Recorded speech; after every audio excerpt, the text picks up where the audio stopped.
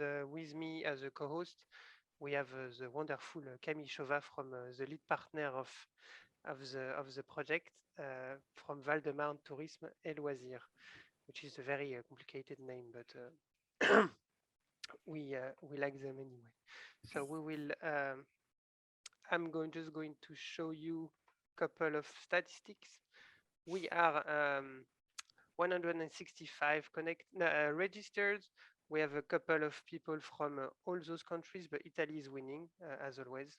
So, congratulations, Italy. And most of us are from regional authorities or higher education and research. So that's nice.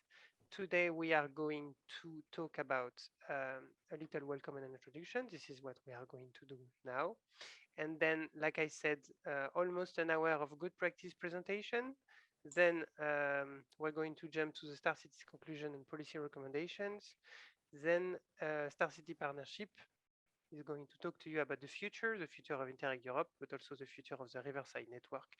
And this is when you are going to be able to talk with us and exchange with us. As you can see, the end is set at 11:50. We have a pretty tight schedule, but the hand is a bit loose. If you want to stay with us and continue talking with us, you are happy to do it. So now I'm going to go directly to my co-host, Camille. How are you doing? Hello, Thomas. Hello, everybody. Thank you for being so numerous today for this European conference, which is an important moment for us, for Star Cities Partnership. So I will introduce a little bit the project for those who don't know it. So we are an Interreg Europe project, which means that our focus in terms of activities, etc., is the exchange of experiences and good practices in all Europe, which is a very good thing in the program to be able to learn from all the countries in Europe. So we are a project from the third call of Interreg Europe.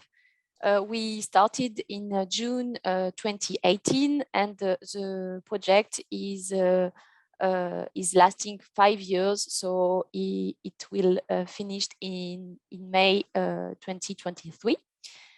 Star Cities means sustainable tourism for attractivity of riverside cities. So our main topics of interest are tourism, river tourism in particular, but also cultural and natural heritage valorization. Our project is divided into two phases, as all Interreg Europe projects. The first phase, which is under finalization, let's say, is the interregional learning program that we have implemented since the beginning of the project. So we started with a state of play, and then we organized different learning sessions, learning activities among the partners.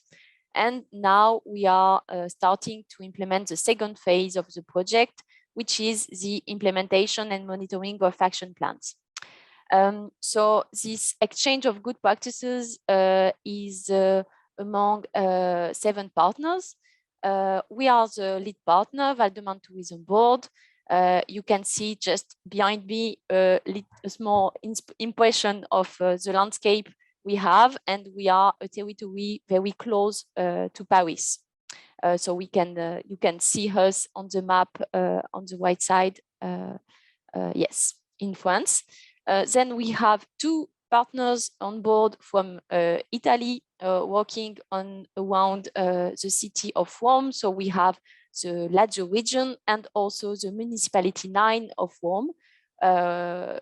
Of course, those 2 partners are dealing with the Tiber River, which is crossing Rome and going to the sea.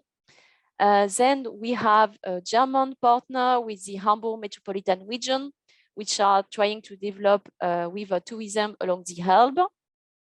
Another partner, which is a cultural institution, is Kaunas 2022. So Kaunas 2022 will be the European Capital of Culture in 2022, and is a part of this project and dealing with a lot of cultural projects and artistic projects, as you may imagine. Then we have a Slovenian partner, excuse me. So with the Regional Development Agency of the Ljubljana urban region, which is more specialized on sustainability and environmental issues related to river tourism. And of course, we have an advisory partner, which is NECSTouR, the network of European regions and for sustainable and competitive tourism, which help us to broaden the scale of the project and to involve more regions and spread the results of this project more largely among Europe. So thank you, NECSTouR. Next slide, please. So as I said, we are dealing with river tourism development. Doing the Star Cities project, we have been tackled 4 different topics that you can find also in our good practices guide. So the first topic was about locals and communities engagement in river tourism. The second one was the development of new products and marketing strategies. Then we talked a lot about how to improve governance system and how to improve to launch new project of cooperation among stakeholders. And we had a final topic on the raising awareness on environment and sustainability topics. So you will have some information about all those topics during the presentations today. Presentation of good practices for each of those topics and policy recommendations at the end. The main project results are listed in this slide. So, so far we identified 34 good practices. Most of them are already published on our website on Interreg Europe platform, and the rest would be available very soon. We also formulated policy recommendations that you can find on in this good practices guide, and that will be presented during this morning. Those policy recommendations are also challenges that could be taken in the future, and we are how we will talk about this at the end. We will also talk about the future. As I said, we published a good practices guide, and we are very glad to have 3 pilot actions approved that we will start to implement during the second phase of the project. So I think that's all for me. Let's start with the presentations. Thanks a lot. Practices. Yes, as I said, people, we are going to have 50 minutes of presentation of good practices, which is 12 good practices, some from the partnership, some from outside of the partnership. We are going to tackle the 4 subjects Camille talked about 1 minute ago, so I don't have to repeat them, so because you follow it. And we are going to start with the first one, which is engaging locals and communities in river tourism. And for that, we have Tanja Blatter from the Hamburg Metropolitan Region, Aiste Pauste from Kaunas 2022, and Sandra De Puig from NECSTouR, my colleague, who are going to talk about these 3 good practices. So we are going to start directly with Tanja. Hello, Tanja. How are you doing? Hello, and good morning to everybody from Hamburg. Yes, I would like to introduce our Industrial Heritage Festival that we have been doing for 10 years now. Actually, we've just been doing it in September. Despite of the COVID pandemic, it worked really well. Next slide, please. So maybe first of all, our region, we are Hamburg, of course, in the center on the River Elbe, and then our metropolitan region is much bigger than just Hamburg. We have actually more than 250 kilometers of river in the region. So this is the region that we are talking about, just for you to know. And we are, of course, a region that is very much shaped by water. And we started this project because we wanted to establish more public awareness for our industrial heritage, of course. And we have this very big international port in Hamburg, but this port, of course, inspired a lot of industry or port-related and trade-related industries in our area. And these industrial heritage objects are not only in Hamburg, but are mostly in very rural areas. So it's very good chance for us to involve the whole region. So this is why we started this project 10 years ago. And we also, of course, wanted to increase touristic revenues, especially in the rural areas. And we were actually looking for one topic that would connect the whole region. And the industrial heritage works really well because, of course, in a port or a port region like ours, it's very the identity is very much shaped by water and this very special heritage. And of course, in the end, we wanted to strengthen our volunteer networks with this project. So what we were doing is, no, please back.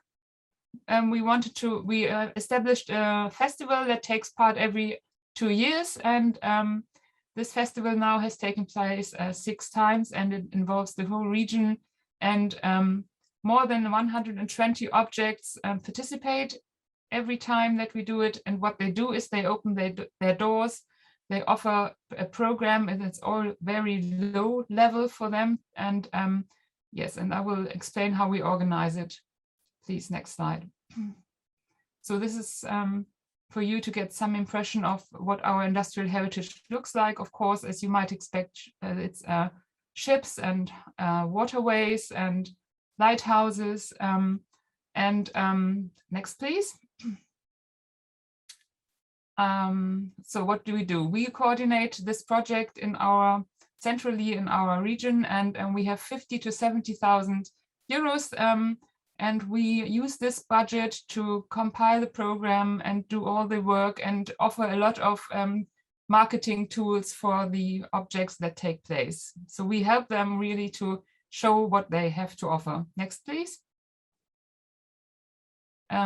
Yeah, the challenges are that we have this volunteer network, and I'm up above my time. I'm getting signals. 3 minutes is really not much. Well, I think you will get all the slides, but the solutions is for us really maybe to finish that we have a central organization that offers the small initiatives a platform that they can take part in, and this really works well for us. Thank you.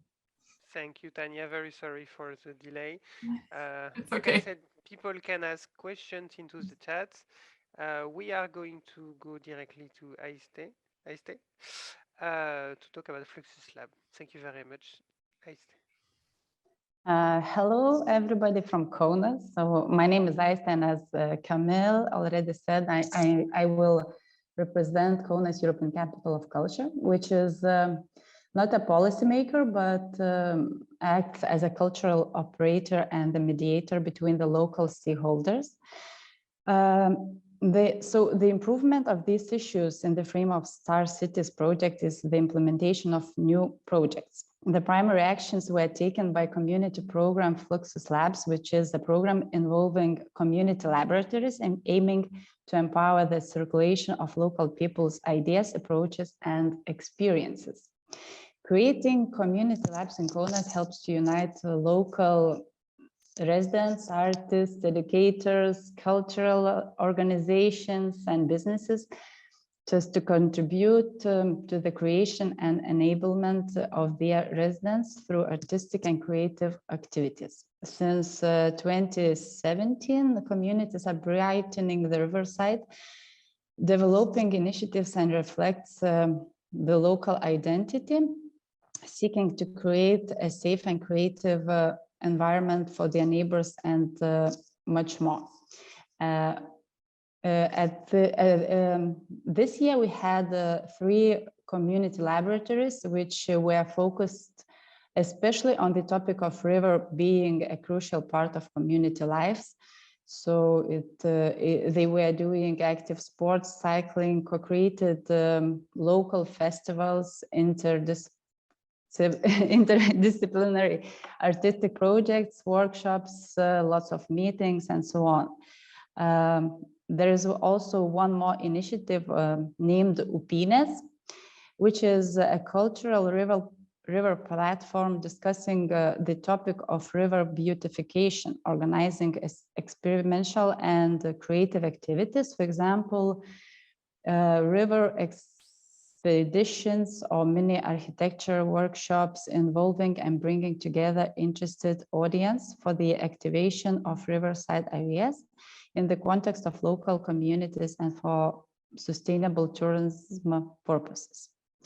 Moreover, there are lots of riverside initiatives initiated by local residents, such as riverside sport trainings or plein air painting workshops by the river, which are the result of river activation and inspires local and regional partners to share the best practices and to take action after. Born out of the desire to bring everyone who cares about the river together for one day, the festival Let's Celebrate the River is the biggest and final cultural community festival on the riverside in Kaunas. The festival, whose program is created by all the participants, involves communities, cultural and educational institutions, businesses, continues to grow every year. And thanks to Star Cities, we hope that in 2022, it will become one of the main events in Kaunas European Capital of Culture program. And therefore, there is an evidence of success, such as a high level of community involvement, community empowerment, very close relation with the nature, and lots of new meeting spaces by the river, which truly we had none of them before. So it's a nice result for us. I think it's like a main information. I could send also some website links to our chat that you could see more pictures maybe. Yes. Or video. Yeah, and they will receive the presentation, so they will be able to go to the website and click and see every activities. Thank you very much. Thank you. So now we are going to our first guest speaker, which is Sandra Depuig from NECSTouR, but also from the Catalan Tourism Board. How are you doing, Sandra? Hi, Doma. Thank you. Hi. Everything You can okay? go. Okay. Perfect. Thank you. So thank you to be here. A pleasure to participate to the Star Cities European Conference. I had the chance to read an extract from this good practice of Star Cities related to the community engagement, and actually was very happy to see some of the relations with the Better Places to Live, Better Places to Visit Barcelona Declaration, which is being led by NECSTouR with the support of the Catalan Tourism Board. Next slide, please. And in this extract, I was reading that it is mentioned about the local community, how they should be involved, how they need to participate, to be proactive. And at the same time, you also make a reference to the tourists and how they aim and they seek for feeling these real experiences, feeling like a local. And this is precisely what is being targeted in this Barcelona Declaration, Better Places to Live, Better Places to Visit. It's what we call integrating the needs of both the temporary and the permanent residents. So here, when we say about temporary residents, we're talking about the visitors, we're talking about the tourists, and the permanent, of course, they are the residents that they live in the place of the community. The approach that we are having in the Barcelona Declaration is in three focus. So we are trying to integrate the needs, the sensibilities of the residents and of the tourists from the policy making point of view, from the product and the experience point of view, and also from the business point of view. So the impact that the businesses are having in these communities and also in the tourism experience.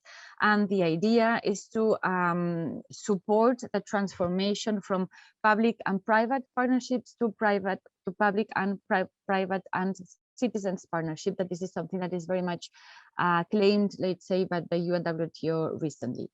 The Barcelona Declaration was born more or less in 2018, and the idea here was that the members of NECSTouR, therefore the regions, the regional authorities competent in tourism, they were having some difficulties in order to balance a little bit the tourists and the residents. So in order to avoiding conflict, in order of making sure that there was a good balance between the visitors and the local community, that there were these kind of conflicts that were being reduced, the massification, the loss of authenticities must be addressed.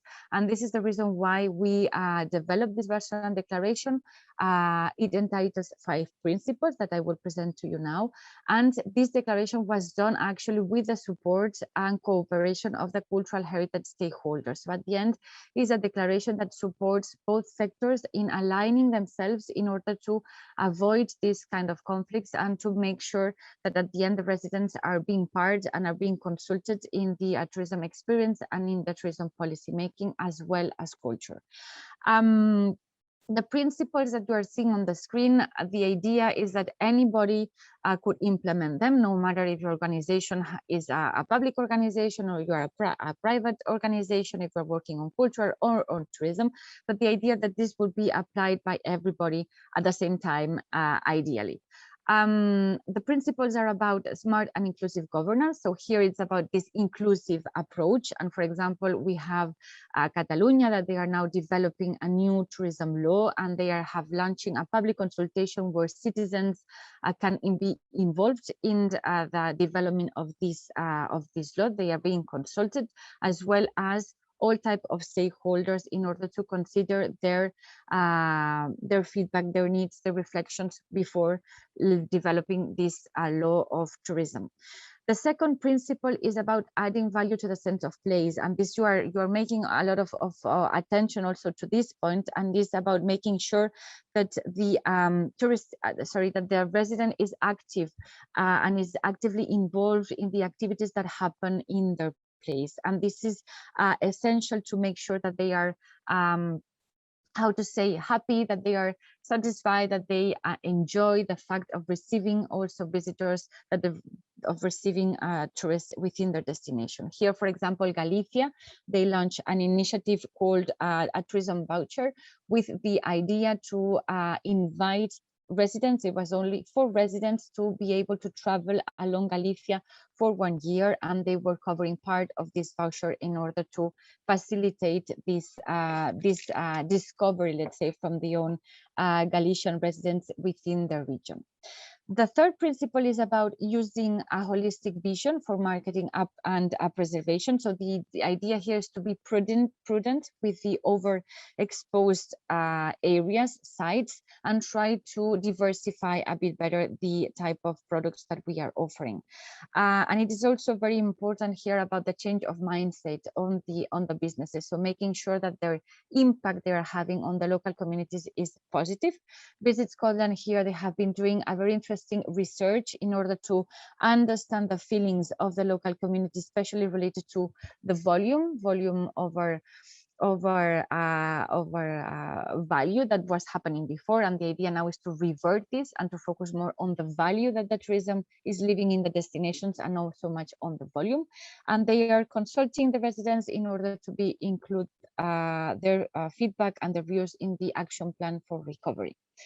The fourth principle is about balancing place, people, and businesses. And here's to find really this equilibrium. And for this, we need to be able to better manage the impacts that we are having, and to better manage, or to try to manage differently, the ways we manage success. And for this, the region of Andalusia, they are doing a lot of work in terms of measurement and on understanding how we could better manage, not so much in terms of quantity, but more in terms of quality, to ensure this value that tourism is living in the local communities and towards the residents.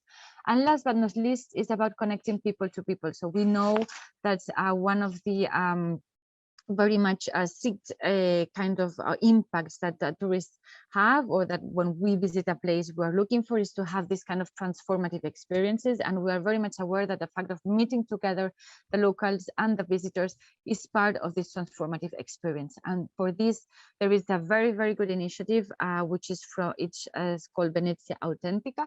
And precisely what they do is this: they put in common, they put in contact the tourists and the residents, so that they can have these more in touch and in deep experiences from between each other.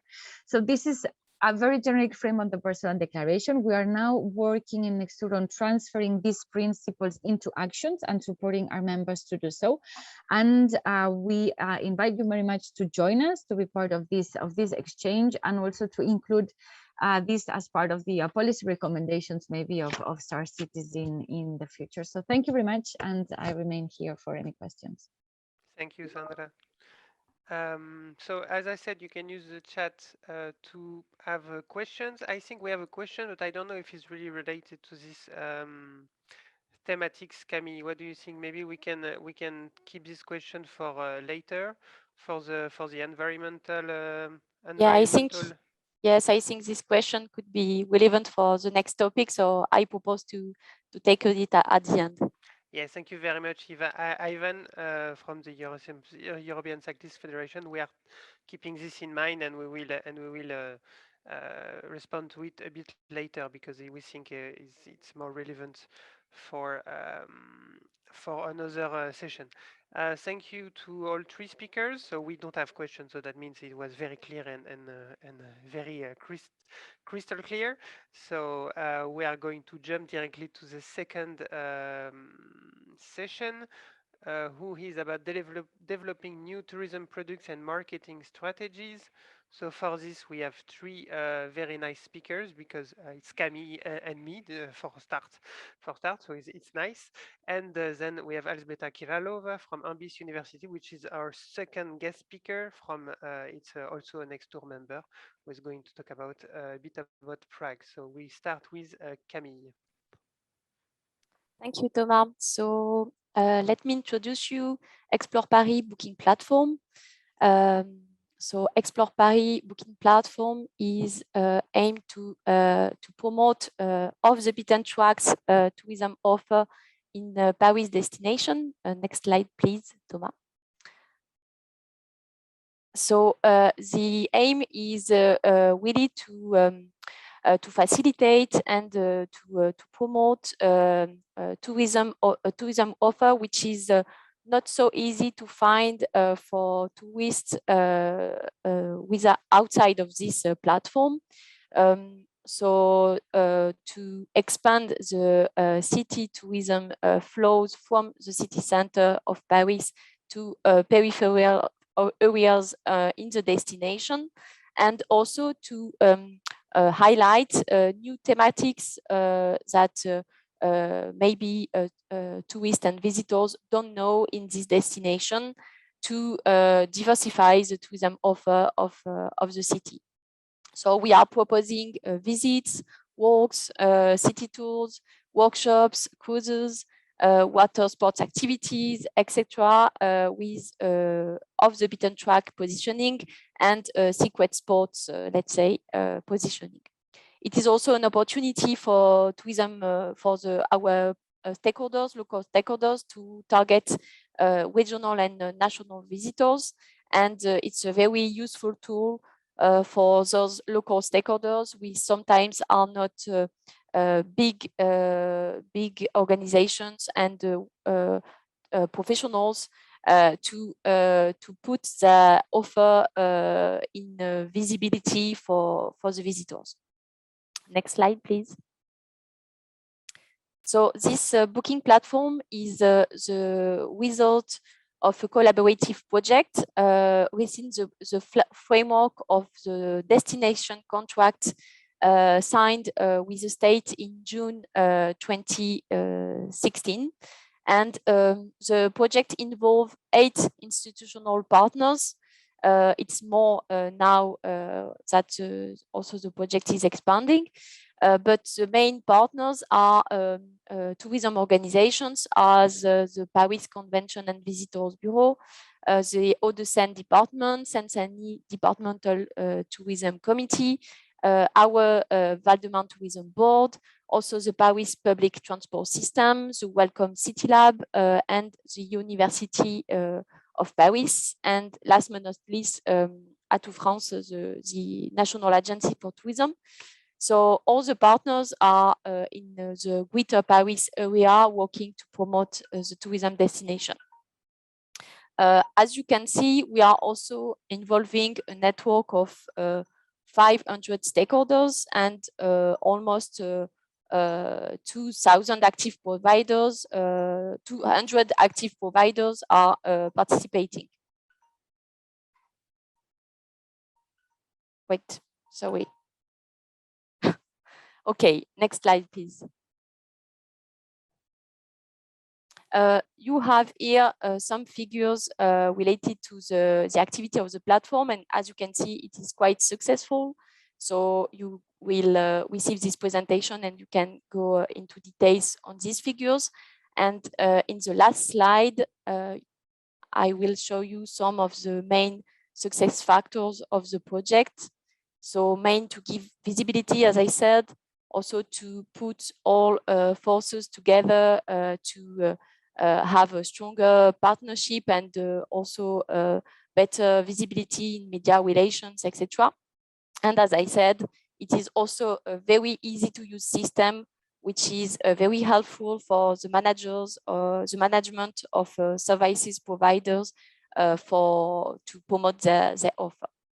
So thanks a lot. Do not hesitate to go to the Explore Paris booking platform to see what kind of offer we have, and also maybe to test it during your next city break in Paris.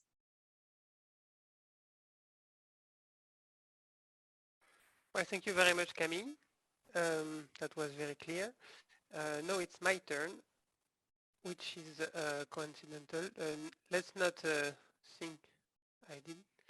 So I'm the project officer in NECSTouR, of course, and I have the responsibility to present this good practice from the Veneto region. I'm not directly related to it, but because NECSTouR is the advisory partner, we have invited our NECSTouR members to participate into the creation of good practices. And this one, I've learned to know the key facts almost by heart, because we included it into the guide and we shared it into one of our webinars, the one with related to this activity. So we are a network of regions, and one of those regions is Veneto region, but of course those regions have stakeholders, and one of those stakeholders... Excuse me, Thomas, yes. There is a problem with your micro, I think. Ah. Is it better now? No. Is it better now? Yeah, perfect. Okay, so okay, so as I said, the Water Museum of Venice is one of the stakeholders from the Veneto region, and the museum assembles a significant example of the rich legacy of the water civilization of the Tre Venezie, which means the Three Venice, through an online platform. So as you can see the key numbers from this online platform. 70 water sites, 400,000 visitors per year, and of course those numbers are from the before COVID time, so I need to ask them for an update, and especially 80 digital itineraries that they can be found on an app called easy.travel, but it's very important for them because water heritage, both natural and cultural, tangible and intangible, is a key factor for them for local development and sustainable mobility and responsible tourism along the waterways. Everyone knows how Veneto was built, all the civilization of Veneto was built around waterways. And it's digital because most heritage sites related to the minor waterways, as they call them, are hidden. They're like these towers. It's a small monument. So they needed this digital approach to show it to the world.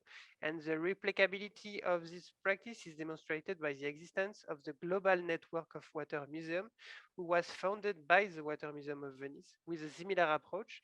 So that means the Water Museum of Venice was already a network of small sites in the Veneto region, and they expanded this idea to the world. As you can see more than 80 water museums located in 28 different countries. They are announcing 30 million visitors per year. I believe it's also numbers of the before COVID time.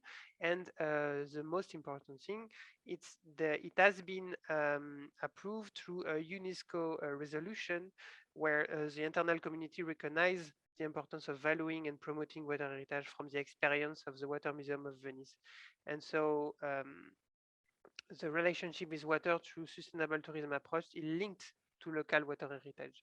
And that's why it's a flagship initiative from the Intergovernmental Hydrological Program of UNESCO.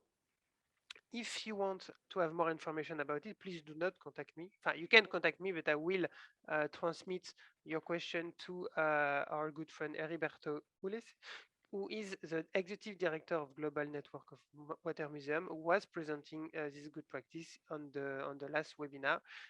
They are the one responsible for this activity. Well, thank you very much, and we're going to go directly to Alzbeta Kiralova. How are you doing, Alzbeta? Fine, thank you. Good morning, everybody. Good morning. I'm going to talk about the Vltava, a river full of experience.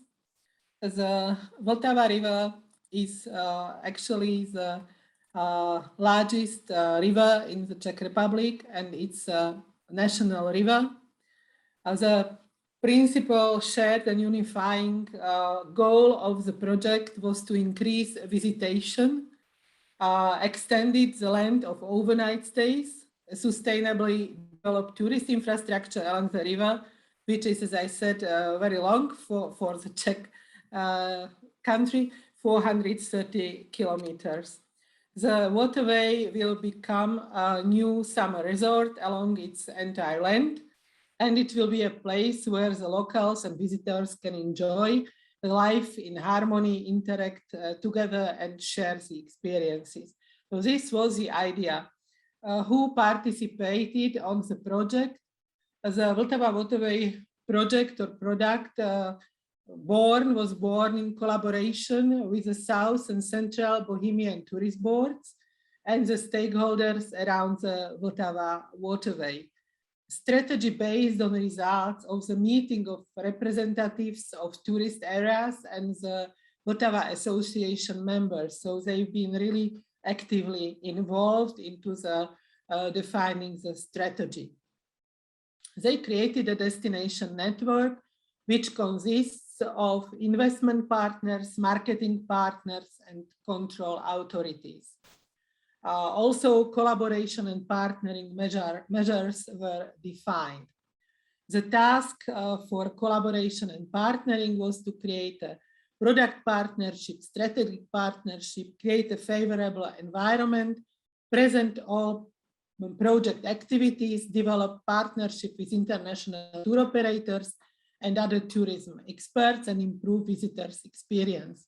The benefit of the products can be defined as follows. For entities in tourist areas, so local companies, entrepreneurs, and the public sector, was in functional scenarios which were supplemented by knowledge and data from the territory and the regional level. The Vltava Waterway is now a product of supra-regional significance, strengthening inter-regional cooperation, connecting tourism entities and residents, generating new business opportunities, and offering visitors high-quality services in an interactive holiday environment. A DMO network is being built and the new demos were founded. DMOs developed new projects around the waterway, including those not directly related to the river, but focusing on sustainability. Tourist areas began to pay more attention to the river and boating. The gradual involvement of partners in the product strengthens cooperation in the destination network. For instance, such a product like a bed and bike was created, which is not a bed and breakfast, but bed and bike. So if you go there, you can rent accommodation, and to the accommodation belong renting a bike for 1 day. According to the nights you stay there. Thanks to contacts with global players in tourism market, the product's position in the international market was strengthened. DMOs developed new projects around the waterway, and tourists began, as I said, pay more attention to the river and boating. Boating is very popular in Czech Republic, but it is really seasonality product, so seasonal product, and this Vltava waterway product tried to widen the season in which the river and the surrounding of the river is used. So that's it. Thank you very much. Thank you very much, Elżbieta. So I think we have a question, and also I have problem with my microphone, so I'm going to change it. Do not worry, people. And the question was concerning the, yes?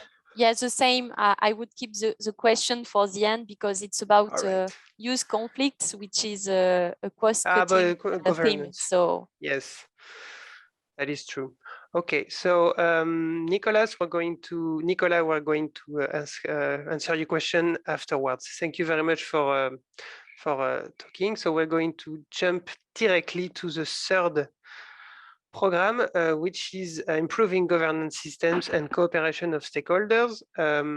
For that, we have Tania again, Alessandro from Lazio region, which is one of the partners, and our third guest speaker, which is Philippe Borchardt from the Treaty Project, another Interreg Europe project from the River Land Trails project.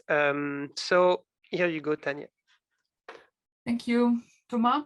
I would like to introduce our cooperation project Kurs Elbe, which stretches east of Hamburg. Please, next slide, Thomas. What is Kurs Elbe? It's a cross-border cooperation project that we started 10 years ago.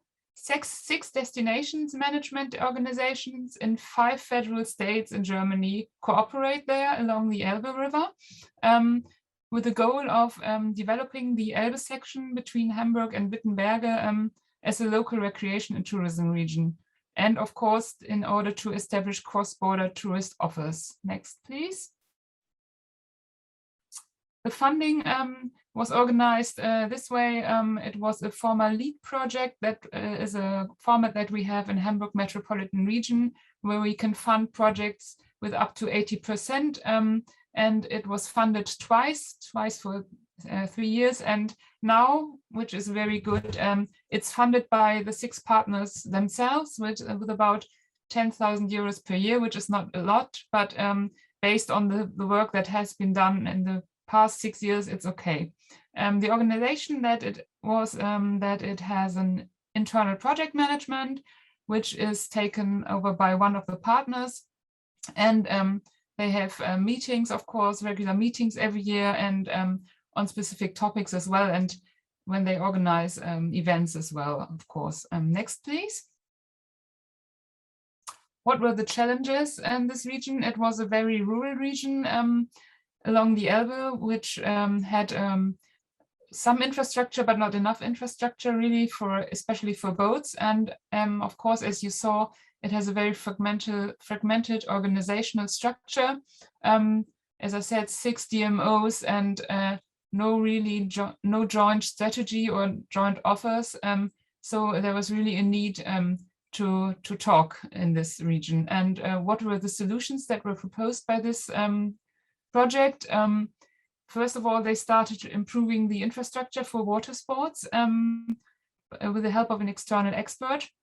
Then they established an event, as we saw, and we'll see later again, events are a good tool in order to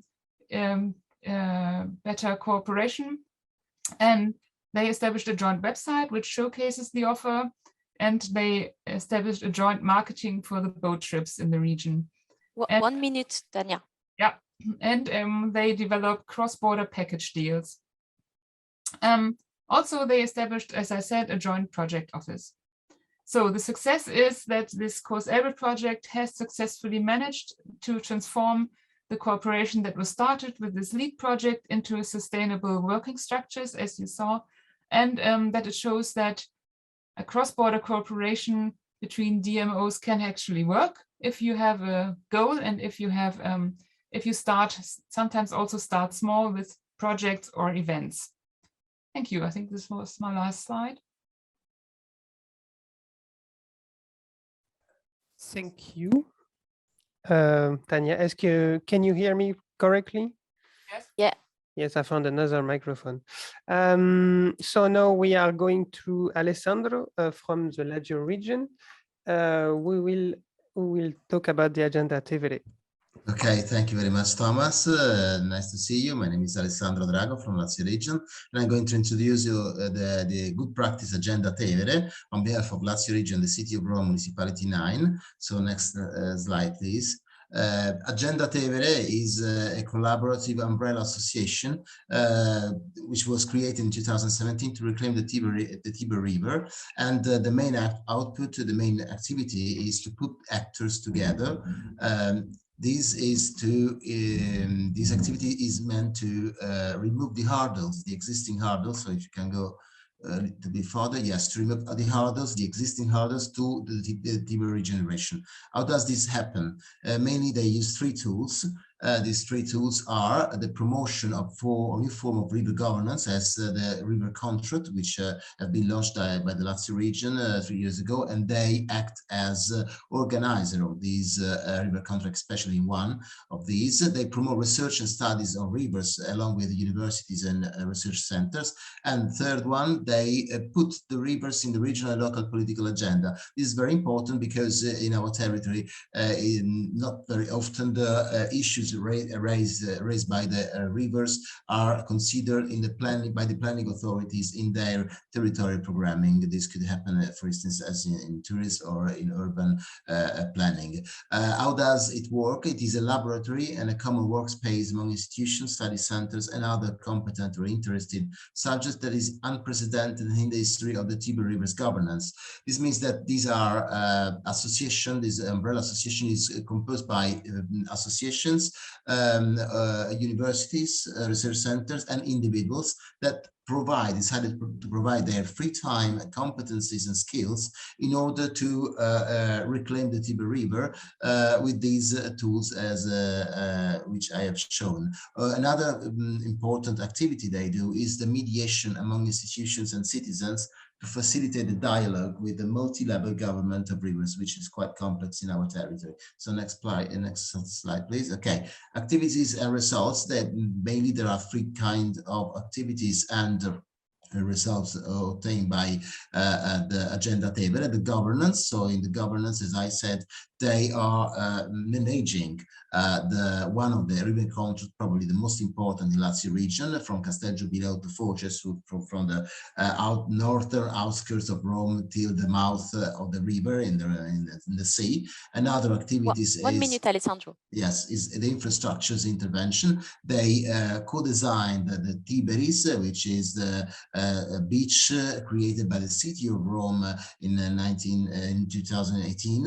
They co-designed, giving support to implement this activity. And the third one, go further, please. The third activities is the collaborations. It is very important, as I said before, the collaboration with university and research centers, especially aim to create database, which are very necessary in different disciplines, like the, for instance, environmental aspects, ecological aspects, or urban aspects, and cultural heritage. These are very important because the evidence of success is given by the fact that this association in the 3 years of activities was very helpful for the regional level, for the local level, because it helped a lot to coordinate a new form of governance of the river and to create infrastructures and to create database very useful for the administration in order to intervene and to plan activities.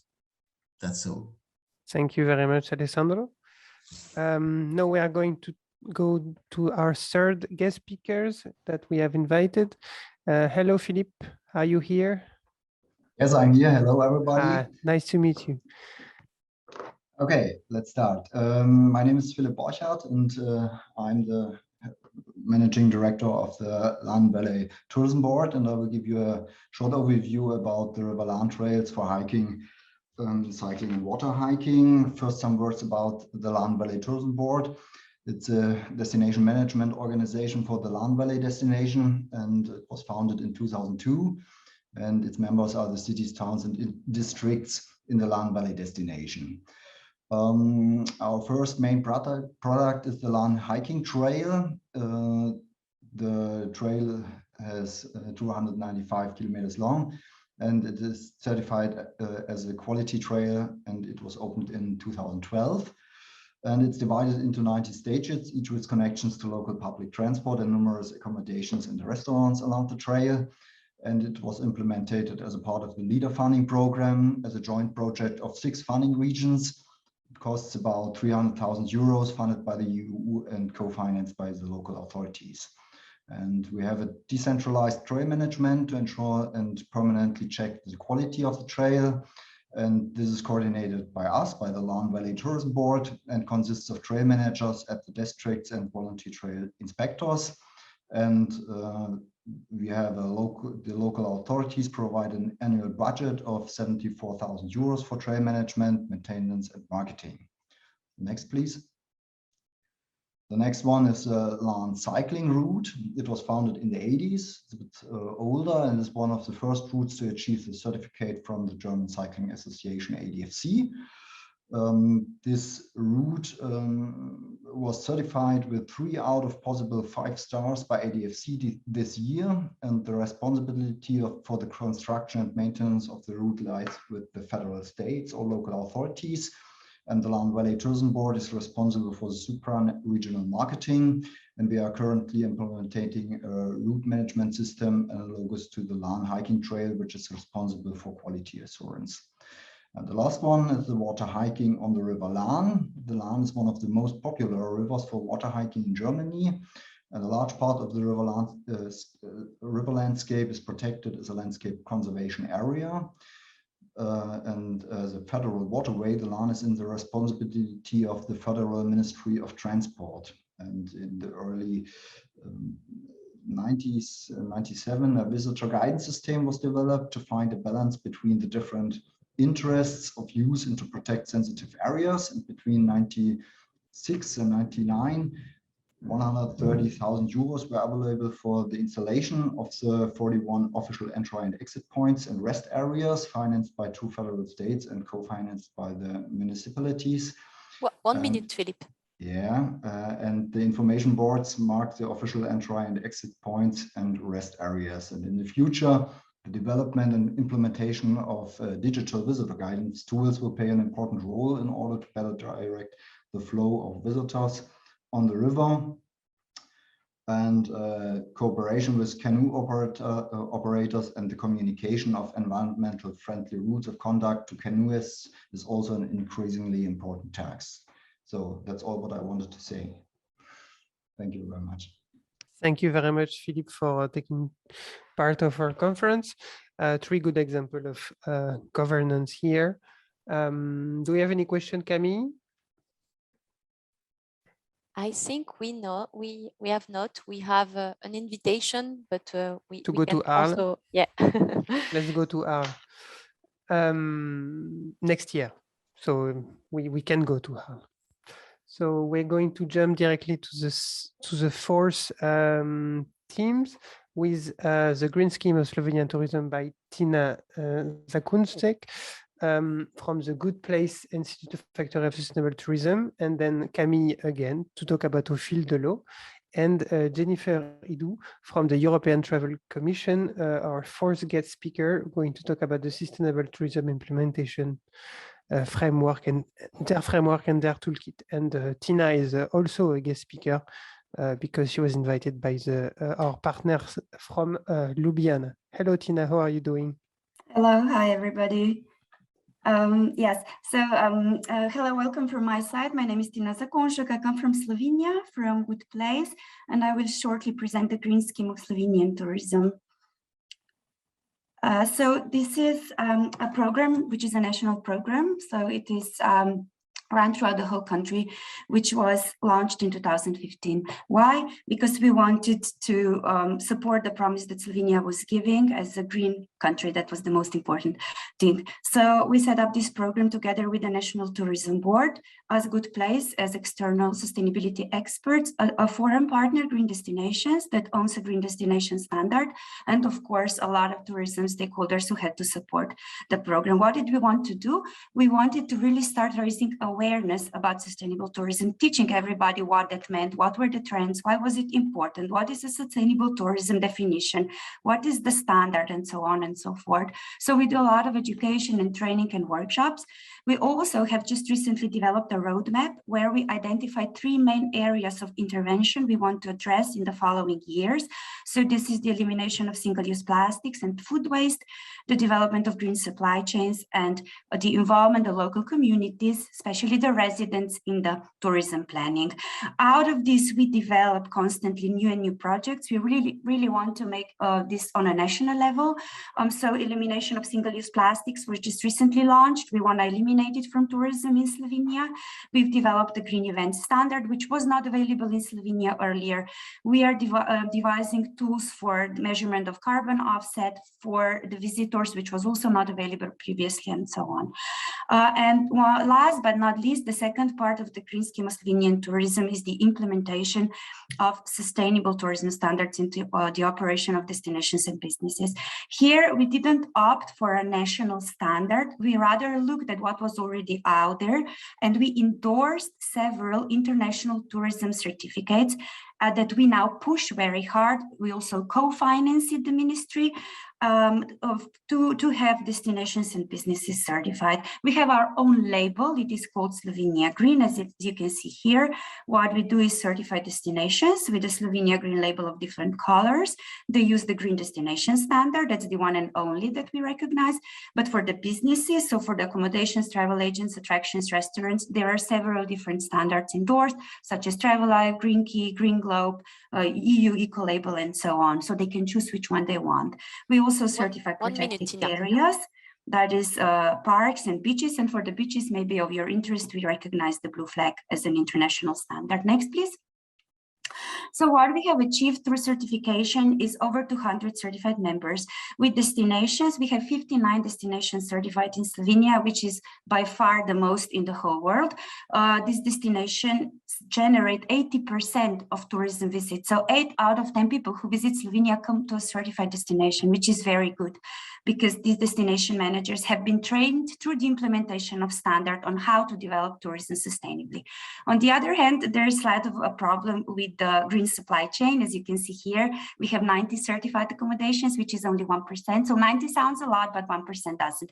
So we are now going to work harder on also certifying the whole tourism supply chain in order to develop green products, which is the ultimate goal, because the tourists come in order to experience Green Slovenia and purchase green products. And Slovenia, for the next slide, please. You can find more information about the green scheme on these links. As the next speaker from the European Travel Commission will tell you, the green scheme of Slovenian tourism has also been a case study of the handbook that you will present. So thank you very much. Thank you very much. We're going to jump to Camille first. I realized I mixed up a bit the speakers, but that's fine. Are you just go with Camille, who is going to talk about some boats? Yes. So I will shortly present you an initiative which is in our region, in Val-de-Marne and along the Marne River and the Seine River, Au Fil de l'Eau is an association, an NGO working on the social and environmental field. So please, next slide. So first of all, Au Fil de l'Eau is a social and professional insertion association. So they are working to try to help and support people of long-term unemployment to go back to jobs and to life in general, to social life. So they are supporting 40 workers each year through different types of activities. The first activity is the navigation. So they are proposing cruises, boat cruises, and river cross ferries. We will go into details just after. You have some figures about each type of activity. Also, they are doing river ecology activities, maintenance works for riverbanks, landscaping, floating, waste collection, etc. So working for the environment and nature protection. And also they are doing a lot of educational actions. For example, they are welcoming classrooms in their boats to raise awareness of kids about environment and biodiversity and ecosystems. Next slide. So I would like to focus on two different types of activities. The first one is the river cross ferries, the boat shuttles. So from May to the end of September, those small boats that you can see on the picture are allowing visitors and also residents to cross the Marne River in different points along the river. So there is 4 different locations. So it's very helpful to for the soft mobility offer of the territory, and also is a good way to promote the river and to enjoy the river at the same time. Next slide. And the other focus is about commented cruises. So with the same small boats, they are providing 1 hour or almost 1 hour of boat trips with a comment done by the social workers on board. And this comment is about the valorization of natural heritage, biodiversity, etc. And it's a big offer that is done all the summer, each weekend.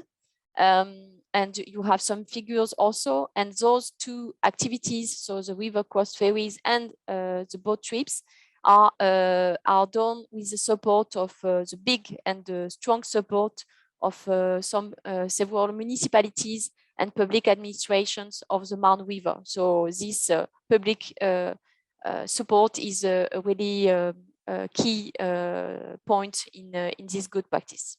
Thanks a lot. So you have my contact, and we can also put you in contact with this association, Au Fil de l'Eau, if you have any question. Thanks. Thank you very much, Camille. So now we are going to our last guest speaker, and our last speakers for the part of good practices. We're going to Jennifer Idou from the European Travel Commission. How are you doing, Jennifer? Very good. Thank you, Thomas. Here you go. Thanks. So ETC supports sustainable development of tourism, and this is why in recent years we have been providing our members with all the necessary intelligence that they need to achieve this goal. We carried out a study in 2019 among our members to understand what was holding them back from making use of sustainable schemes or sustainability schemes. And after identifying these challenges, we felt the need to create a more practical handbook on sustainable tourism implementation. Can you click one more time? Please. This is the handbook. Next slide. So the handbook is divided in 4 modules, and it is quite flexible because it follows different steps depending on how advanced a destination is. So you might start from the very beginning or from further steps. So module number 1, preparation, The first step is to get informed, to get as much information as possible, to do a lot of desk research, to know the field we're getting into. And then the next step would be to set the goals and build a work plan. Module number 2 is divided into different modules, so 2A and 2B, which I'll explain afterwards. But first of all, 2A is for those NTOs that want to develop a certification scheme from scratch, and it is built up based on the green scheme of Slovenian tourism. So step 3A, here you would need to consider management, certification, and promotional aspects. Can you go back one more, please? Yeah. So the first step from module 2A, you would need to consider management, certification, and promotional aspects. And the next step would be once you have your scheme and all the supporting documents you need, you would first have to test it and then officially launch it.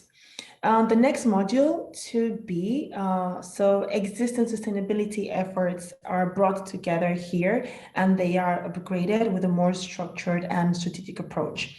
The first thing you would need to do is to set up your goals and your targets and define activities and the partners you're willing to collaborate with, focusing specifically on measuring and promoting your achievements.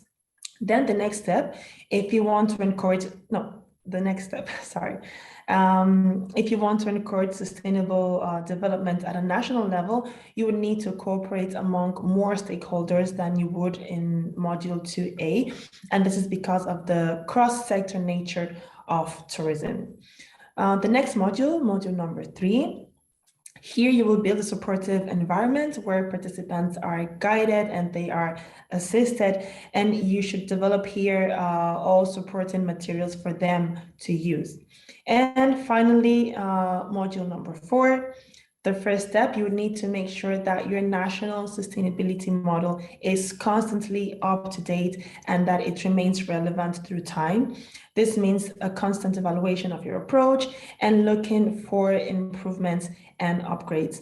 And finally, we have reached the final step, which is promotion. And here you must plan carefully what you want, how you want to communicate sustainability, what you want to communicate through stories that bring the concept closer to your audience. And that's pretty much it. In the next slide, you have my contact details in case you have any further questions. And I hope I will be sharing the link of the handbook in case you would like to have a closer look at it. In 3 minutes, it's very difficult to go deeply into each detail, but I hope the brief information was helpful. I'm very sorry about it's very short. I understand that. It's absolutely fine. Thank you very much, Jennifer. I think we finished with all our good practices. We have some question. I know there is some exchange in the chat about the certification and the labels for green destination. I know that on our side from NECSTouR, one of our members, Nouvelle-Aquitaine, asked us if there was a global standard of green certification in the world. And it's a bit complicated, but I know Tina have some opinions on that. So maybe Tina, can you say quickly what you said in the chat? Yes, sorry, I'm typing. Okay, video. Okay, yes, I think there was probably some misunderstanding, so I just want to clarify this. We are using international standards. We are not using our own standard. It's very important to understand, but we are giving out our own label. Okay, so we use green destination standard for our destinations, which is translated, which is localized, and which is adapted to Slovenian needs and the Slovenian situation. And green destinations, based on this, have allowed us, instead of awarding our destinations green destination label, we award Slovenia green label. We have slightly different rules behind it. We require more from destinations than green destinations. To be Slovenia Gold, you have to be better than for green destinations Gold, but that was our decision together with the tourism board. For the businesses, we use international labels. I've named a few: Green Globe, Green Key, Travel Life, EU Eco Label, Hosteling, International Quality and Sustainability, Eco Camping, and so on. And every business that acquires one of these certificates acquires additional certificate called Slovenia Green. this was the decision made by the tourism board because we really want to push the Slovenia green label and to have Slovenia recognized on the market. So yeah, that was like the complex process behind it. And this is the way it works now. But definitely we use only international standards. We don't use Slovenian standards. Thank you. Thank you very much, Tina. Now we are going to go to the second part of the conference, which is conclusion and policy recommendation. If everyone can see my screen, we are going to start with our friend Misha Novak from Aloas, if I pronounce it correctly. Hello, Misha, how are you doing? Hello. We are. Yeah, I apologize. We are 10 minutes late, but okay. I know you. But take your time, of course. Don't rush too much. Thank you. Okay. I've been with the Star Cities partners for the last year and a half, and we've been working together. Can you just give the second slide? On 4 topics. So what I will be presenting very shortly is we'll go through the policy guidelines in 4 topics we address in the process. And it's about what we have agreed upon, what is important to us, what is to guide our actions in the future.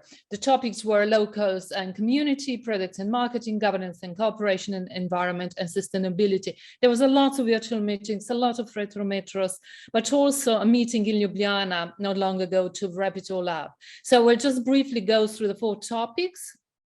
So if you can just follow me. So in the topic of locals community, we defined that rivers are really a valuable resource from which we need to create a common, or we should create a common European narrative, and locals should be involved as key actors in this process.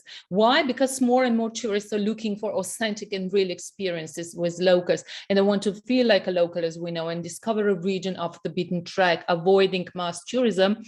And in the process, we agreed that Star City partners have adopted this approach. So we'll now just take you through the 6 guidelines briefly. I would like Thomas or whoever is putting the PowerPoint slide ahead to follow me with the guidelines.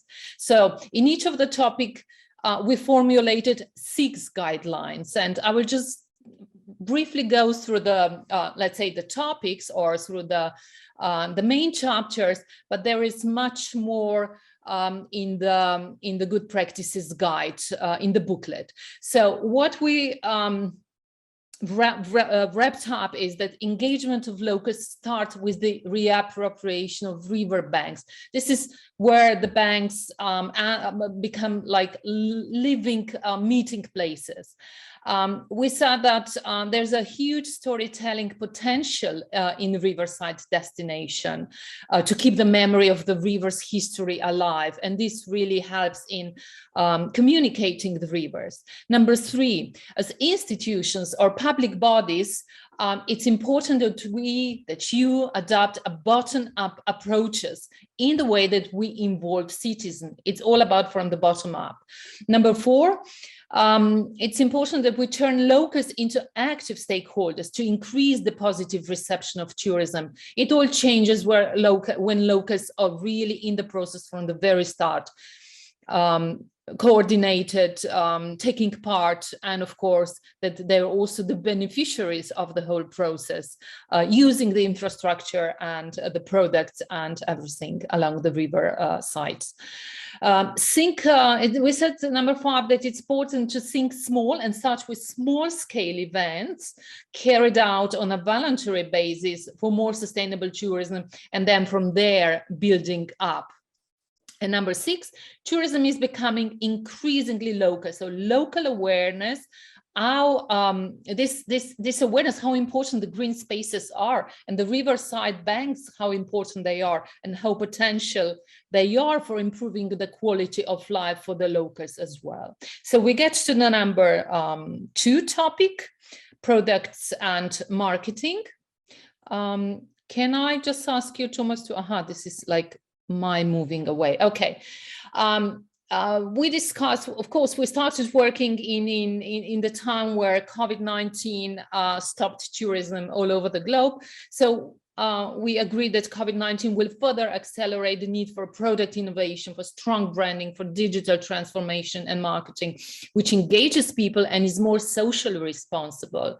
So river tourism should and can capitalize on these trends toward more open spaces, towards nature, connecting the river city, the city center with the more rural parts of the cities, with nature and outdoor activities.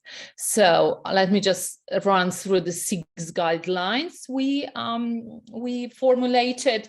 We said, yes, there is an absolute necessity for innovation and new business models as well.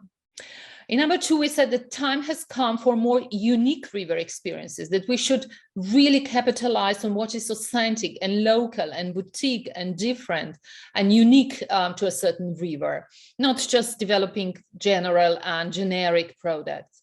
Number 3, we said that public-private partnerships start with an alignment of vision and values. It's all about the vision, sharing the same vision and working from that same vision.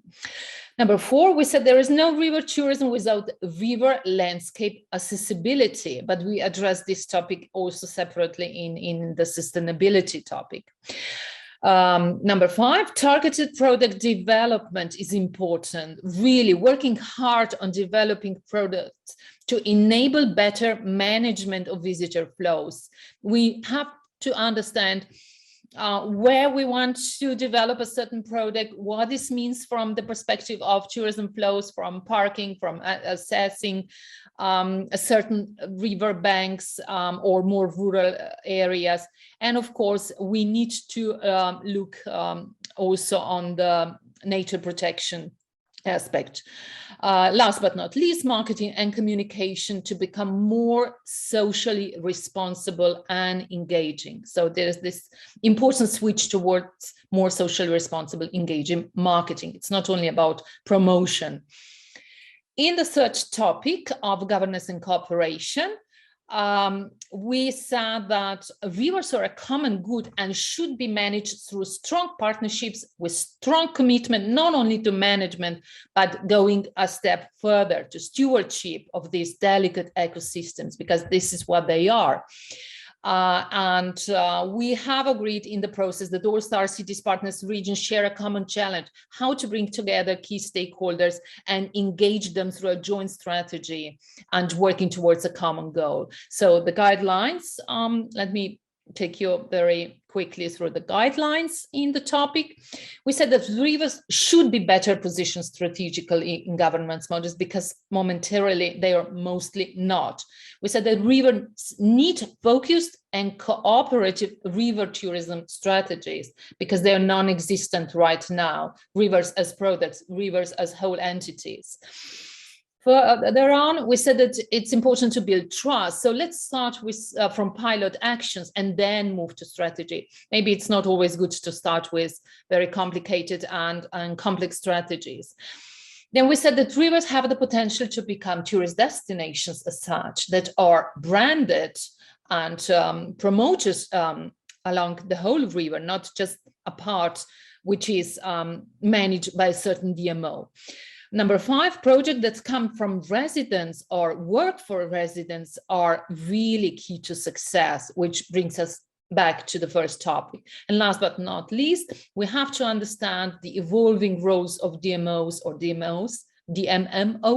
So from marketing to management, not only marketing the rivers, but managing the flows, the experience, the quality, product development. And the last topic, environment of sustainability. This was the topic which was not like a really separate topic, but it was a topic that came across in each and every topic, because this is the way we should be developing rivers.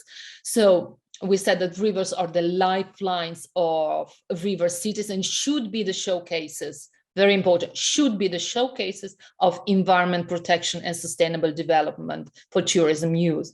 So we believe that we should be more ambitious in this part, And as such, rivers can improve people's quality of life, but only when managed in a sustainable way. And the last 6 policies to share with you. So sustainability is to become the new norm. It's unquestionable. We agree that holistic, sustainable strategic frameworks are important, but of course not enough in itself. Again, we came back to the first topic that the sustainable tourism needs to benefit local communities in the first place. So it's about today we start talking about regenerative tourism, not only sustainable tourism, bringing net benefits for all key stakeholders, but local communities in the first place. Number 4, sustainable river mobility, already mentioned before, must be at the heart of sustainable river tourism.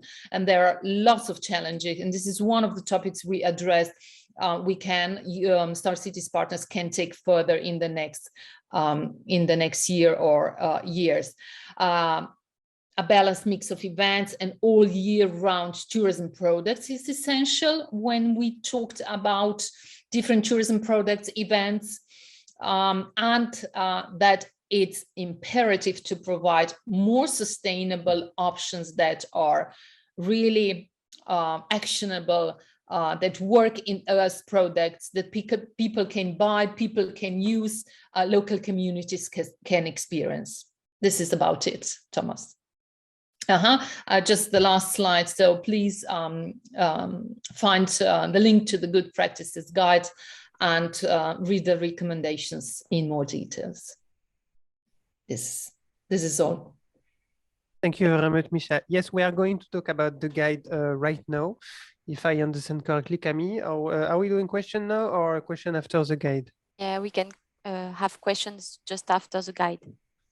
All right, so we're going to switch to Vilte for the presentation of the guide of good practice. So I'm going to stop sharing this presentation and we're going to go directly to the website of Star Cities.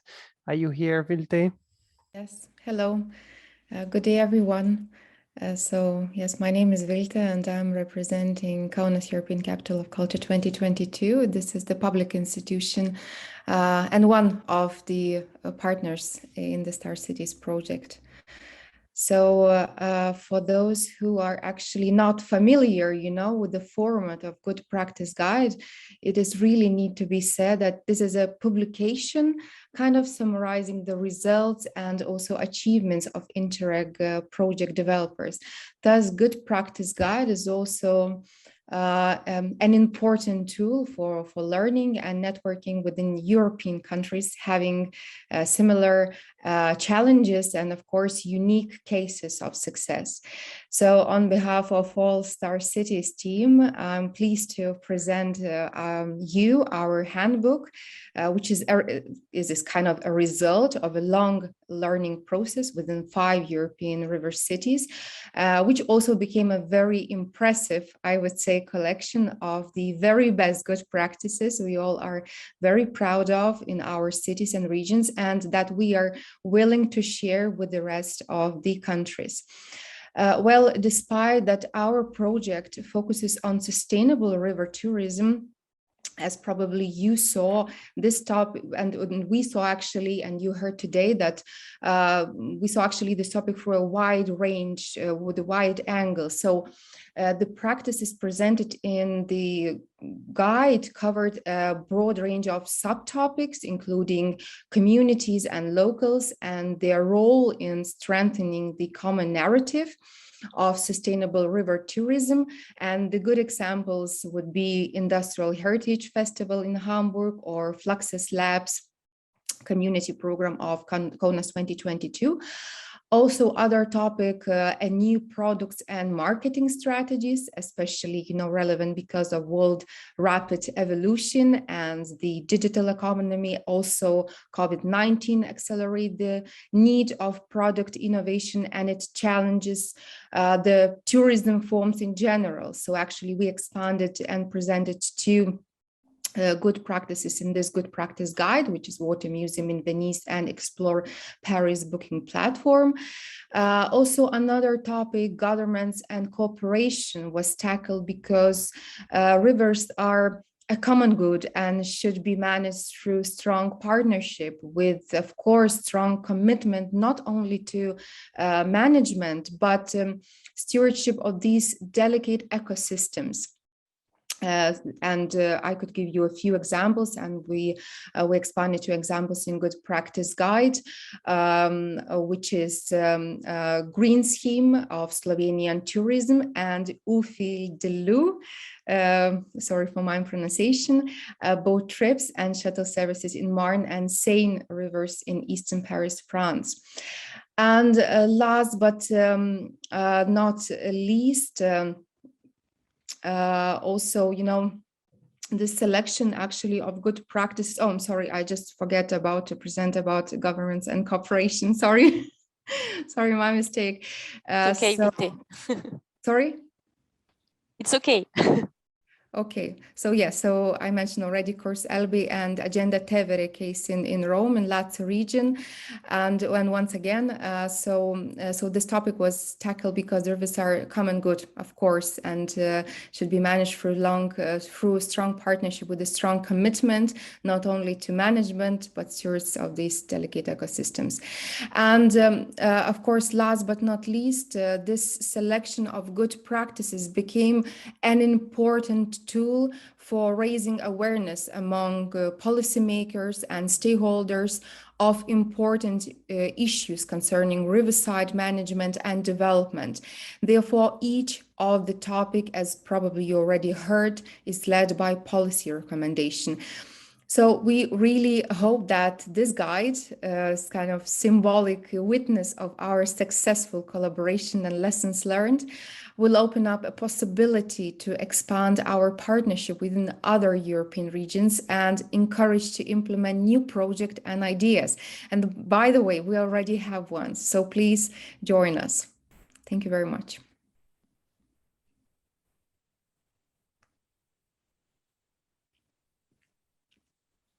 Thank you, Vilte. And I take the opportunity to say also that national versions in French, German, Lithuanian, and Slovenian are under finalization. So do not hesitate to contact the partners of Star Cities if you want to have a translated version of the Good Practices Guide. If you need another language to learn and understand what our main conclusions are through this project.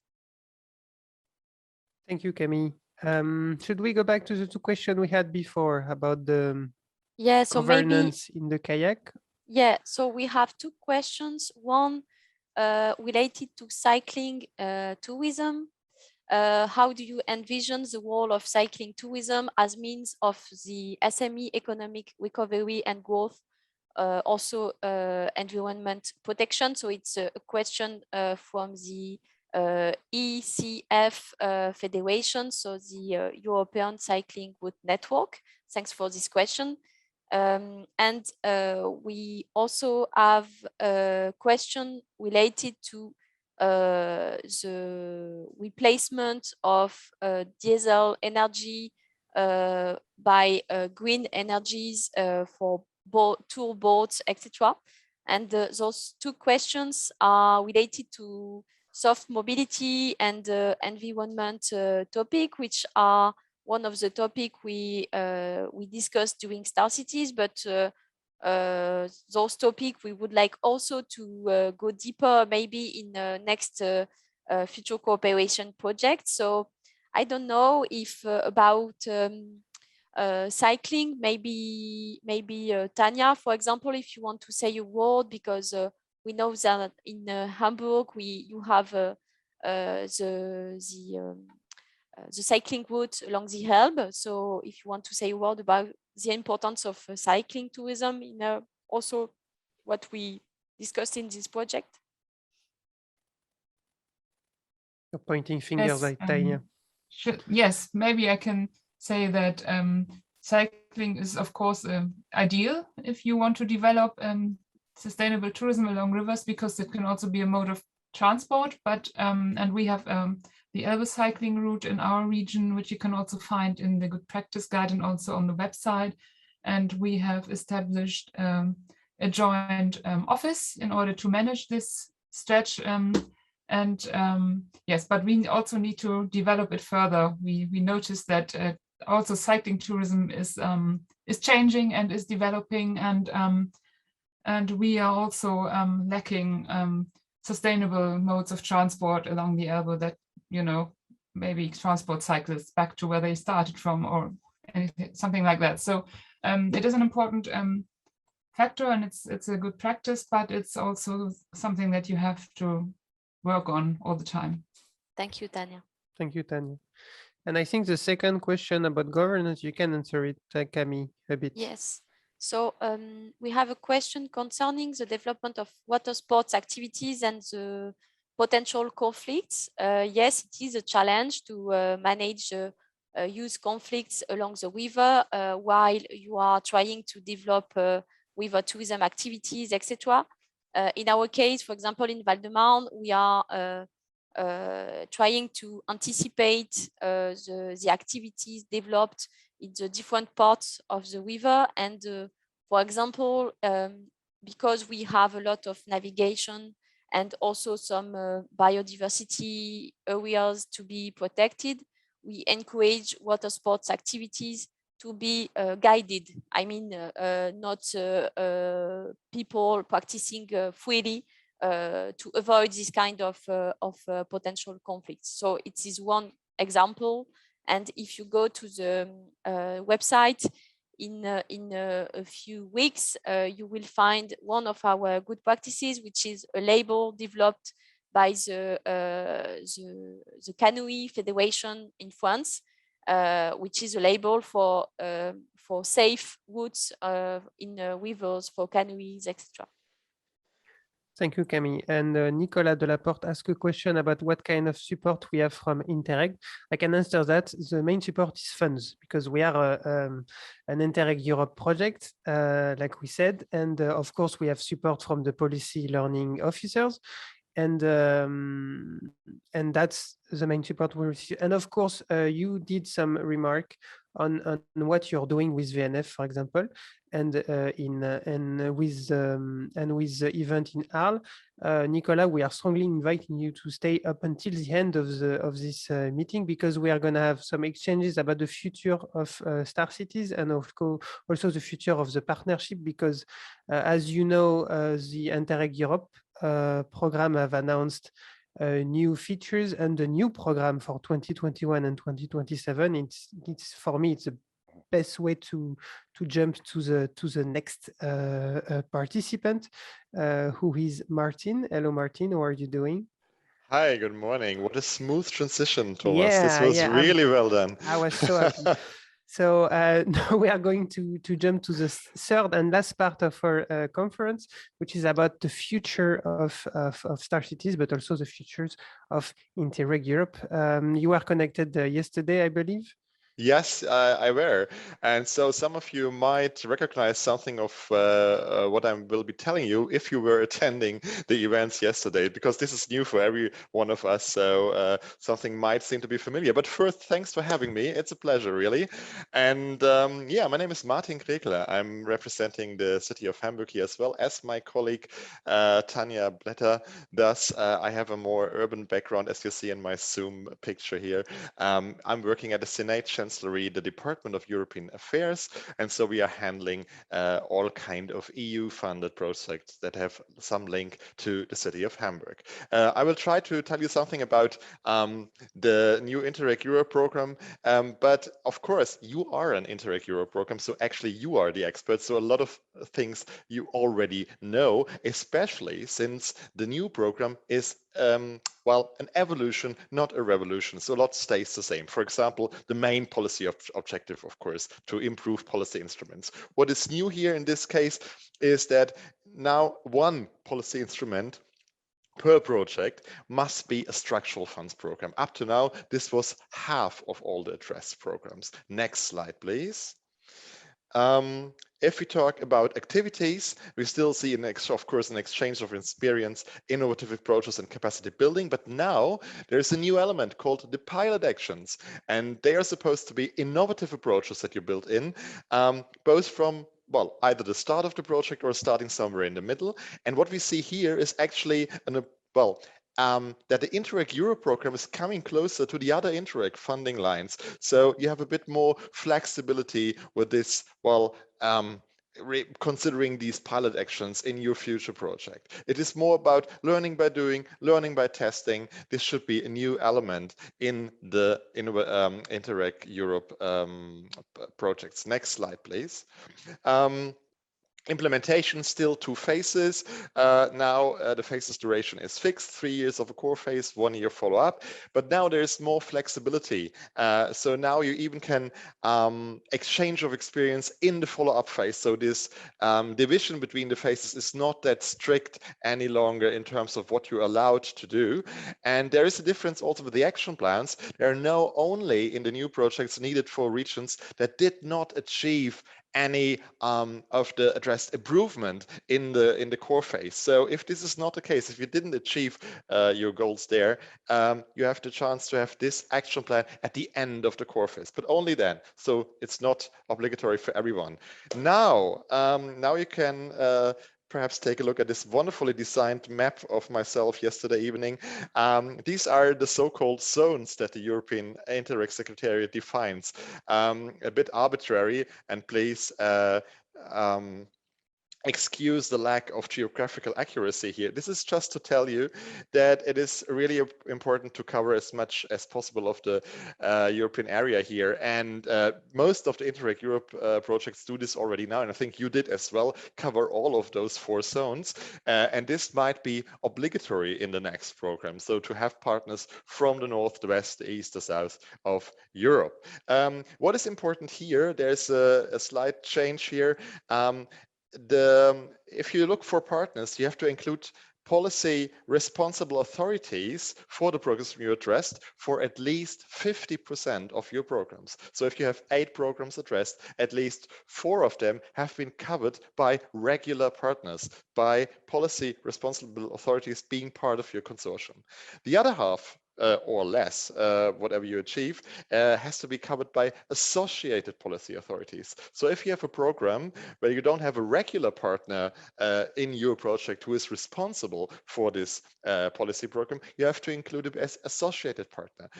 There are no letter of supports any longer. Both sign a declaration, one for regular partnership, one for associated partnership. Next slide, please.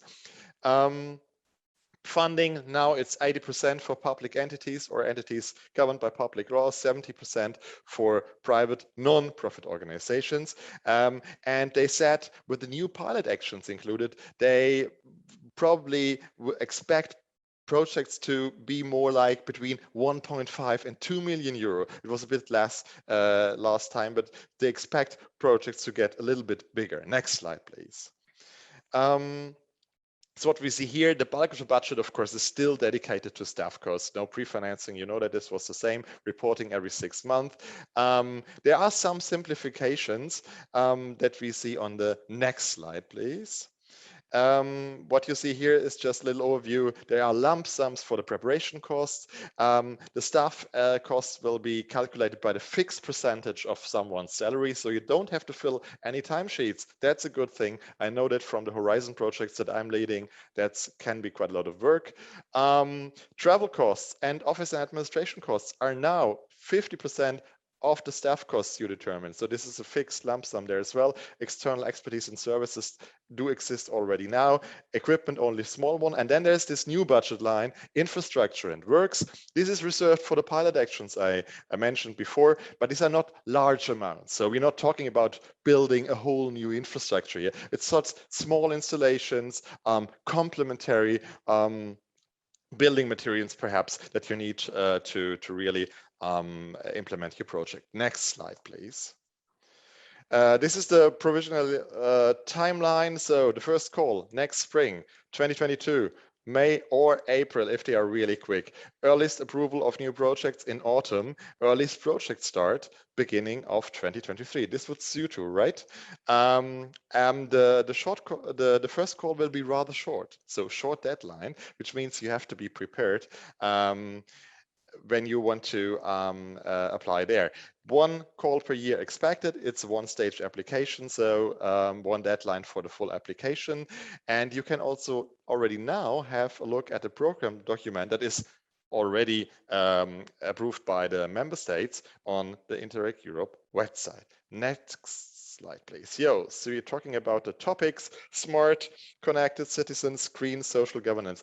And you know, I'm not an insider to Star Cities, but I try to have a little bit look on your website, listening to what you've presented today, and I see a lot of interfaces, a lot of point of departures for you and your follow-up project. Next slide, please.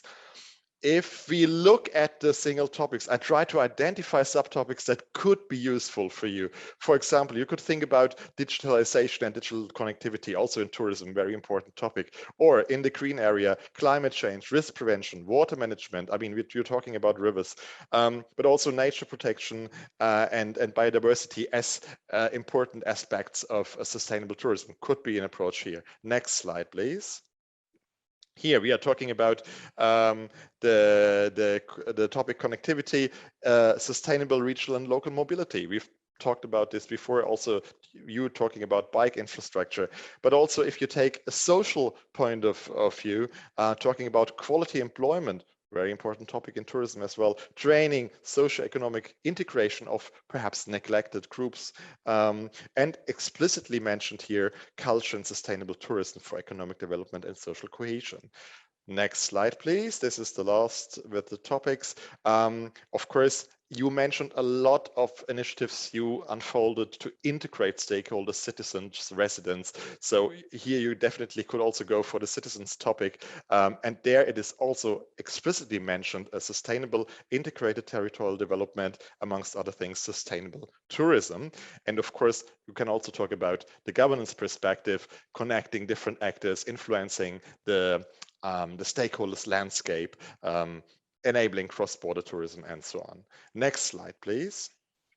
This is the policy learning platform. Thomas mentioned it before. This is supposed to be expanded and strengthened towards a knowledge hub, a community of prayers, and especially an expert policy support with peer reviews, matchmaking session, policy help desk. So everyone was actually yesterday encouraged to really use that offers, and this is going to be expanded and strengthens the policy learning platform. Next slide, please. To sum it up, or to give some sage last words to you, I mean, you seem like quite a good team, but I have to say, please do not just continue the existing partnership, because this might seem or be perceived as uninnovative, because the European Commission doesn't want to perpetuate like very long partnerships for all eternity. So you have to find new approaches, demonstrate innovativeness, and then accordingly choose the partners. This, of course, can be a part of the existing consortium, but perhaps you need new ones depending on your topic. Cover all the addressed policy instruments, either by including the responsible authorities as regular partners or associated partners. Take a look at the good practice database, so the policy learning platform, and well, we've seen you have a lot of possibilities there in the program, but do not try to cover everything in a new project proposal. Be specific, stay focused on a clear-cut issue, decide for one direction. Perhaps there will even be several projects being developed out of Star Cities. Who knows? And well, yeah, start now to be ready for the first call, because as I said, it will be a short deadline. Thank you very much. That's all from my side. Yeah. Thank you, Martin. And I believe that if you can stay 10 or 15 more minutes, we can. Sure. We will be presenting our two of our ideas to continue the Star Cities partnership with Camille. And I think it would be nice to have your return on it. And of course, this is when all participants are going to be invited to share if they want to take part on these ideas or not, and how we can participate all together. It was very good of you to summarize 2 days of presentation in 10 minutes. I think it's the main thing of this conference. Bravo. Also, I have absolutely nothing to add, either than I'm very excited about, as the managing officer, I'm very excited about the lump sum in travel cost, and to not have to enter all these ridiculous small tickets about coffee and lunch thing. So thank you, Interreg Europe, for that. And I'm very excited about the new website because it looks quite nice. Do we have question into the? We are going to share the presentation, all presentation by email afterwards. So you'll have access to it. It's going to be uploaded somewhere. So please look at your email. And of course, I don't think we have more question about this. No, I don't think. Yes, so if you have more, if you look for more information, people, go to the Interreg Europe website. It's very good, and they have all the information about the new programs there too.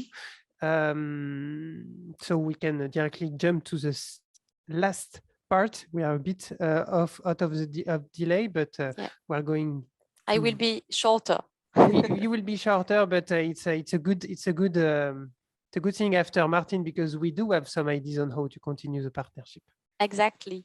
So we would like to open the discussion about the future of our partnership.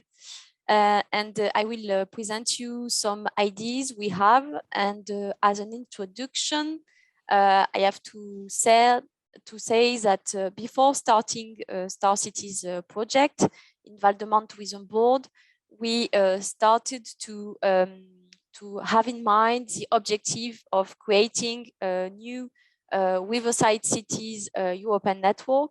And that's how we met some of our current partners, for example, Vilte from Kaunas, and we had also exchanges with House Beta before starting Star Cities. So it was a network we started to work on before the project started, the Interreg Europe project.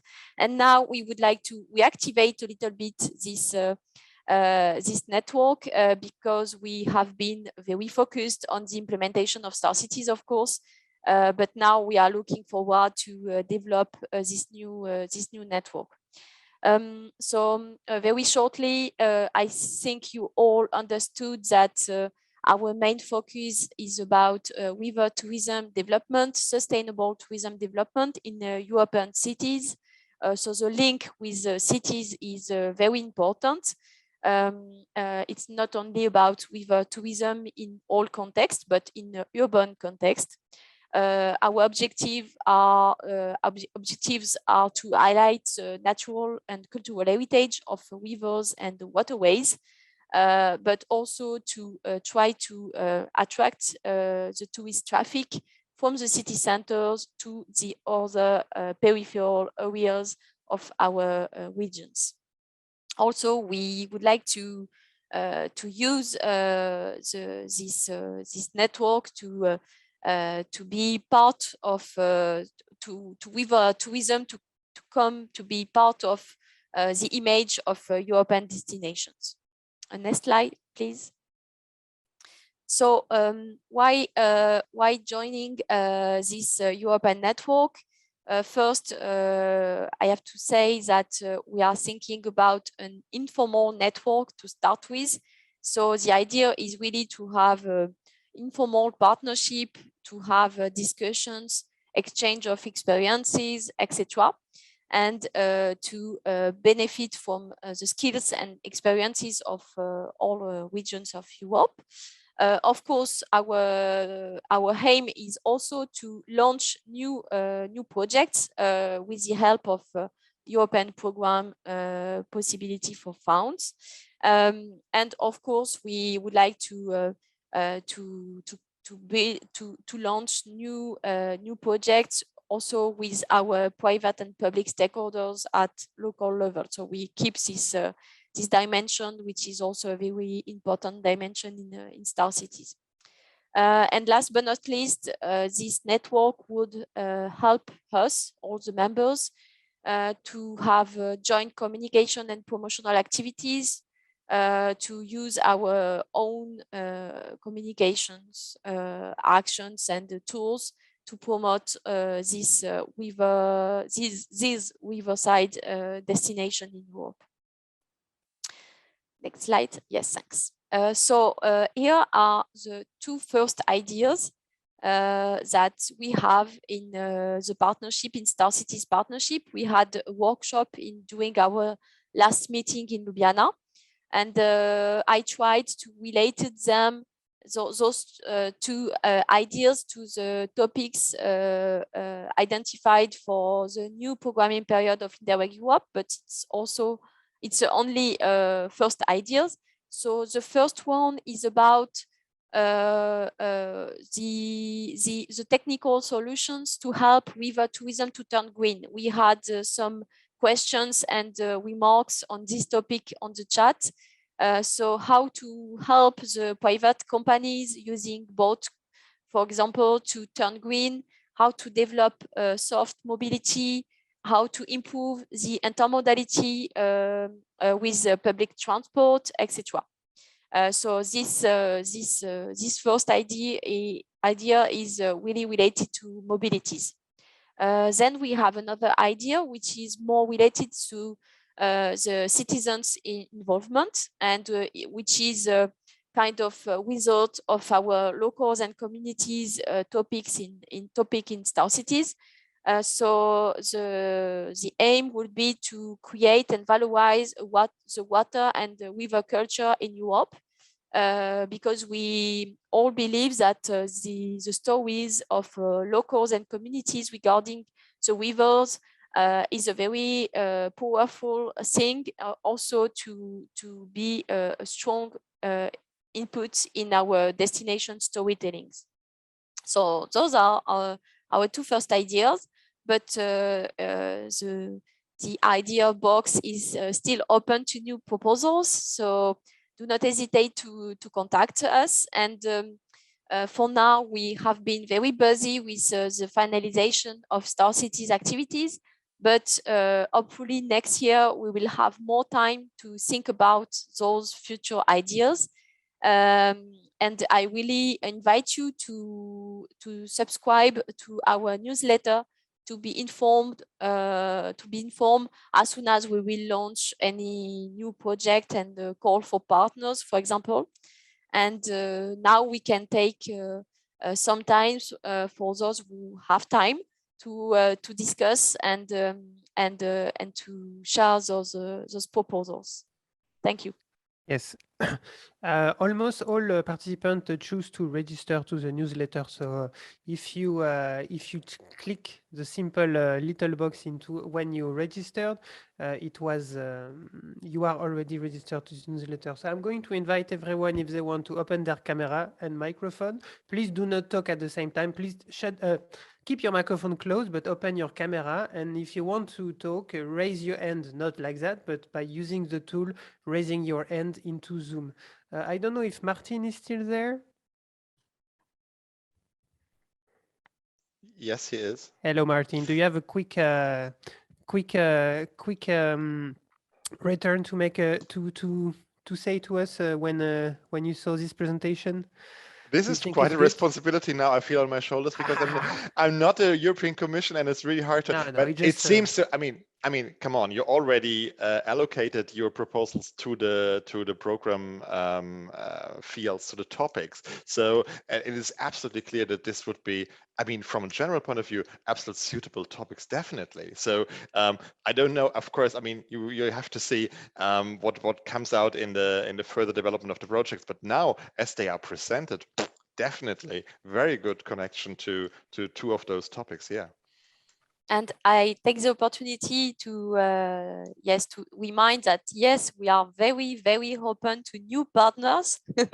It's also the aim to think about to follow up projects to have new members on board, and also Star Cities was dealing with a lot of topics, as you have seen today a lot, really a lot. And that's also why we would like to go deeper into one specific or several if we have the power to launch different projects, but I'm not sure.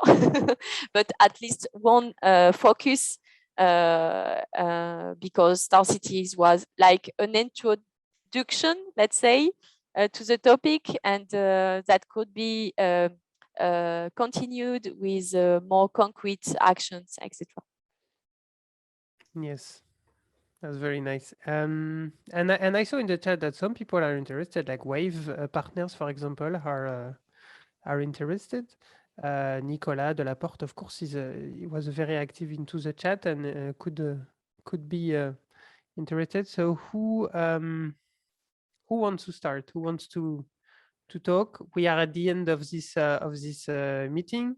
So what we are going to do, we are going to do a soft ending. So if you want to leave, you are of course happy to leave. We will share all the materials and the recording with you.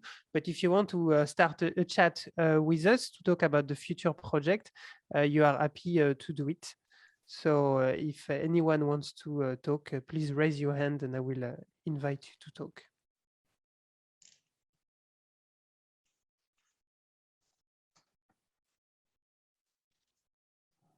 Like Tanya, for example, do you want to talk to still continue with us? I mean, maybe not just us, but Me? yes. Yes, I would love to.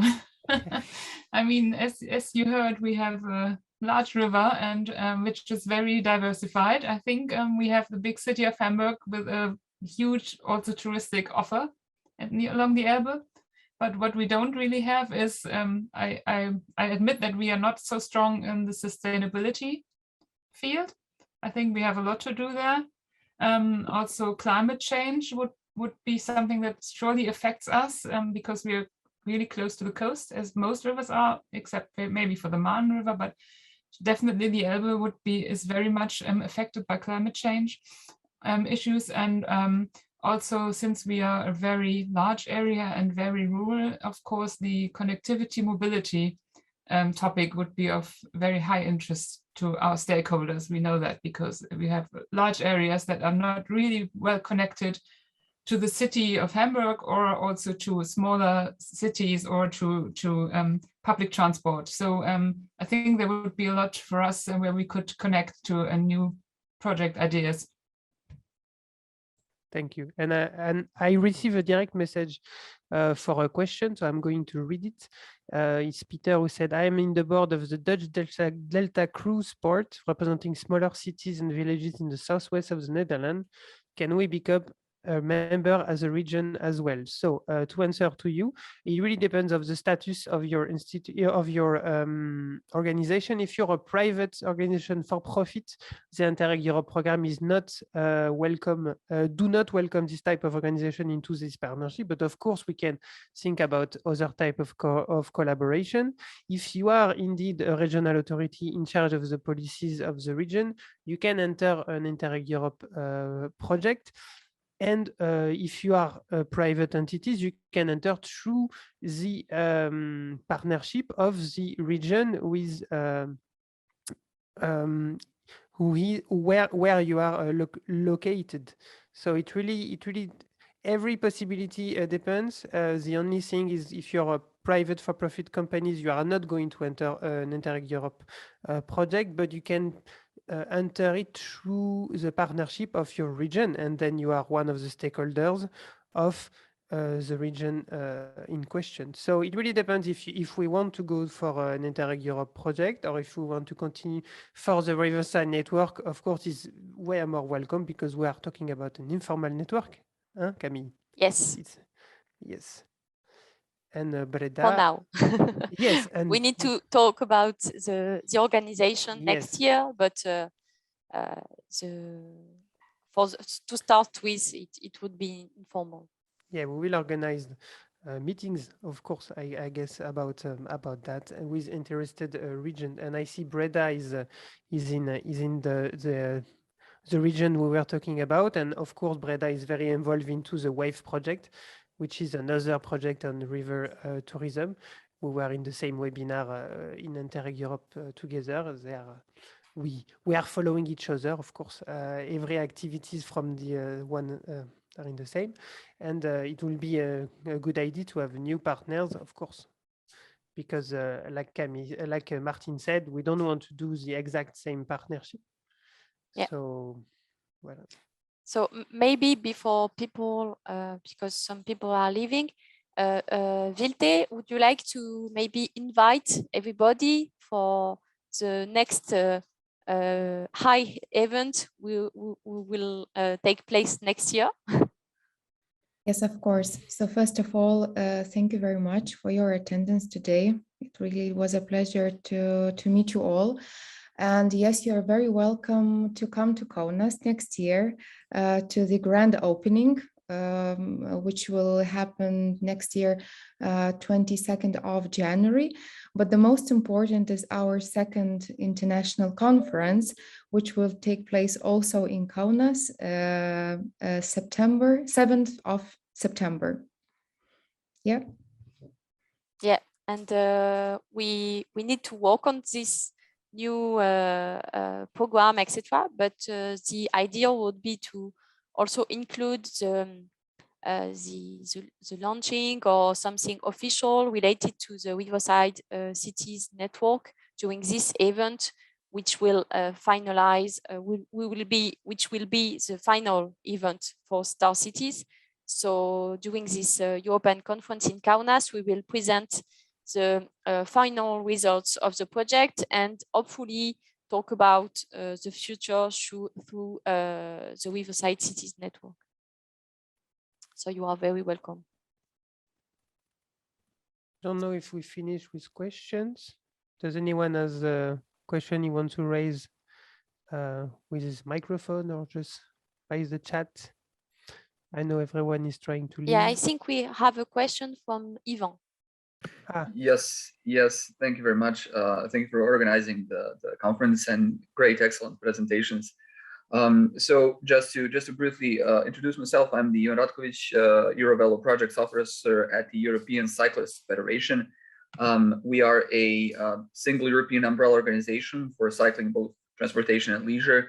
And we have more than 60 member organizations in different European countries. And we advocate for more and better cycling. And we also manage the Eurovelo network, as I mentioned in the chat. It's the cycling network of 17 long distance routes that connect the whole continent. And in that regard, there are several routes that run along the rivers. And I think that cycling tourism is an important element to this project. So, and we also have prior experience with Interreg projects such as Atlantic on Bike, Cycle Tour project, etc., aimed at developing cycling tourism in Europe, actually. So I was just curious, having this in mind, do you think there is possibility for cooperation or networking with you or the other participants in organizations? Thank you. Thank you, Ivan. Well, we are already working together with NECSTouR, but I'm directing the question to the others, to the Star Cities partnership and the Riverside network. I think we all identified cycling in all our regions as a challenge and an opportunity, of course, also to connect cities with the region around using the river and in particular the cycling network. So yes, it is a topic we are addressing.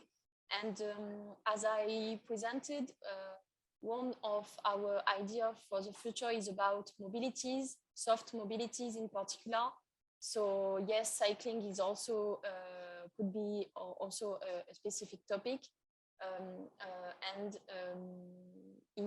to talk about the infrastructures, but also to talk about intermodality, because what we identified through Star Cities is that most regions close to big cities have a quite good networking cycling network, but sometimes this network is not so accessible using public transport, or the connection of different soft mobilities or public transport possibilities is not so good. So yes, it's also something we would like to address in the future.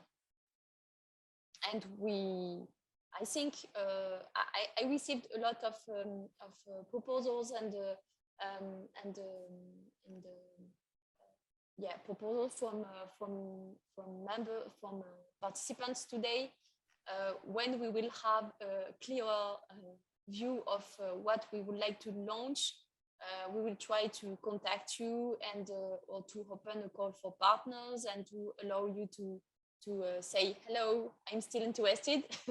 So I'm sorry if we don't answer specifically to all of you, but we don't forget you, and when we will have time to build a new project, we will surely come back to you. If you want to spam this email address, it's yeah. it's the address to spam if you want. Thank you, Thomas. Giuliano? Yes. Good morning to everybody. Morning. Just a comment as one of the partners to join us in the project. Alessandro already presented our work on the project. I think it's very interesting the work we did. There's someone speaking. And just a remark on the very big similarities of the questions concerning sustainability and slow tourism and so on of this kind of project about river tourism. And the ones where we are working on, for example, cultural paths, or also the cycling, as the Eurovelo friends told. So I think we also have to think about some kind of cross-cutting cooperation between different kinds of slow tourism that are very similar between them. So the linearity of the destinations is quite typical of both cultural paths and also rivers, obviously, and also Eurovelo routes. So we can try to think about to develop a different kind of sustainable tourism in a coherent way. So maybe we can push on bigger attention with this kind of proposal in destinations that I think can benefit from cooperation as well. Maybe I wasn't so clear, but just a reflection about it was good. Thank you, Giuliano. Do you have Ronan? Ronan, I think you raised your hand.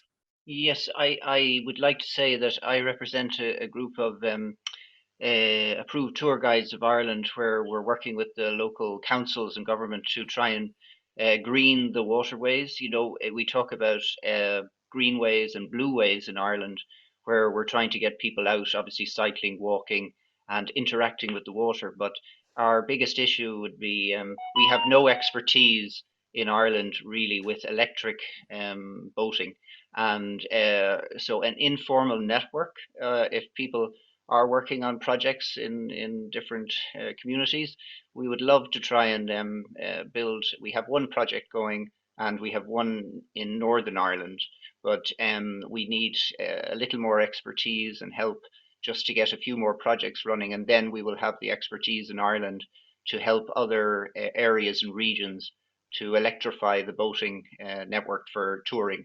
Thank you very much. Thank you, Ronan. Yes, electric boat is definitely one of the hot topic around rivers. We sort of started the conversation about this subject in Star Cities project, but of course, it would probably need a whole dedicated project around that. It's a huge investment to make, and there is a lot of questions around it because for now the most available type of boats are diesel boats, and they are very polluting.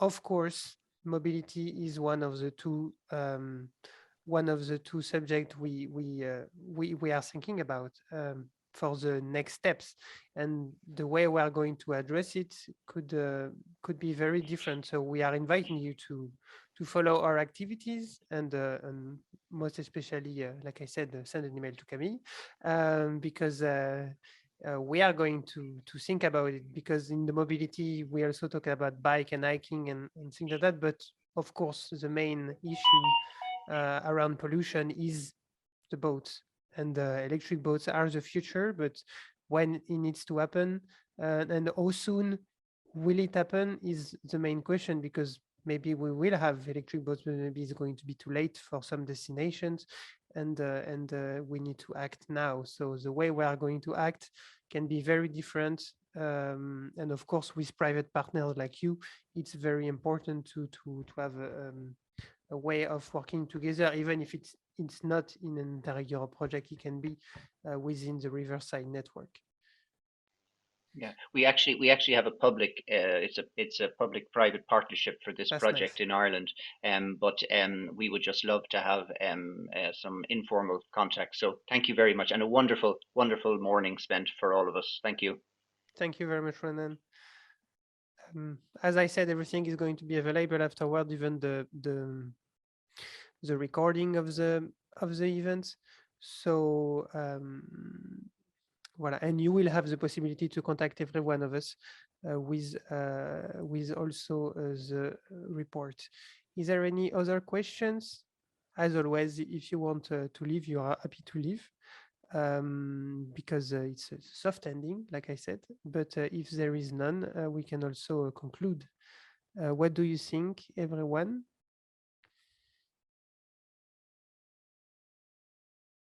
I think the silence is talking for itself. It was a wonderful morning with you, and I would like to especially thank Camille for the helps in organization, but also all the partners that I'm going to show in a minute. Where are the partners? Hop, you can see all the partners here. Well, we have Regione Lazio and Roma. You also have Val de Marne, the Regional Development Agency of Ljubljana, Hamburg, and Kaunas 2022. Of course, we are NECSTouR, the advisory partners, but also, as we call ourselves, the Brussels partner, and that's why we are in Brussels. So thank you very much, guys. Thank you very much to the attendees. I repeat Thank you, myself. Thomas, for the facilitation of this World Conference. Yeah, that was fun. And of course, like I said, everything is going to be available afterwards through email, but also on the website of Star Cities and NECSTouR. You are happy to be there. Thank you, of course, to the guest speakers who joined us. Thank you, Jennifer, Sensuals Beta. Thank you, Tina. Thank you, Philippe, even if he left, I think. Thank you, Martin, to connect with us. It was very nice to build some synergies with other projects and also with other partners. I hope I didn't forget anyone. Thank you, Alexis, for the backup, even though everything went smoothly. But I know you are ready to take my spot if something happens. So, Camille, do you want to say a last word? Thank you. And see you in Kaunas in 2022 for the results of the actions that all partners are starting to implement currently. And thanks a lot for all the speakers and all the organization team. Yes, and thank you, Misha, because I forgot. Thank you, Misha, for connecting with us, and thank you, Sandra. Even if she's not here, it's another guest speaker. That was amazing. So I will keep connected for those who would like to have a discussion or something. And have a good day. Have a good day.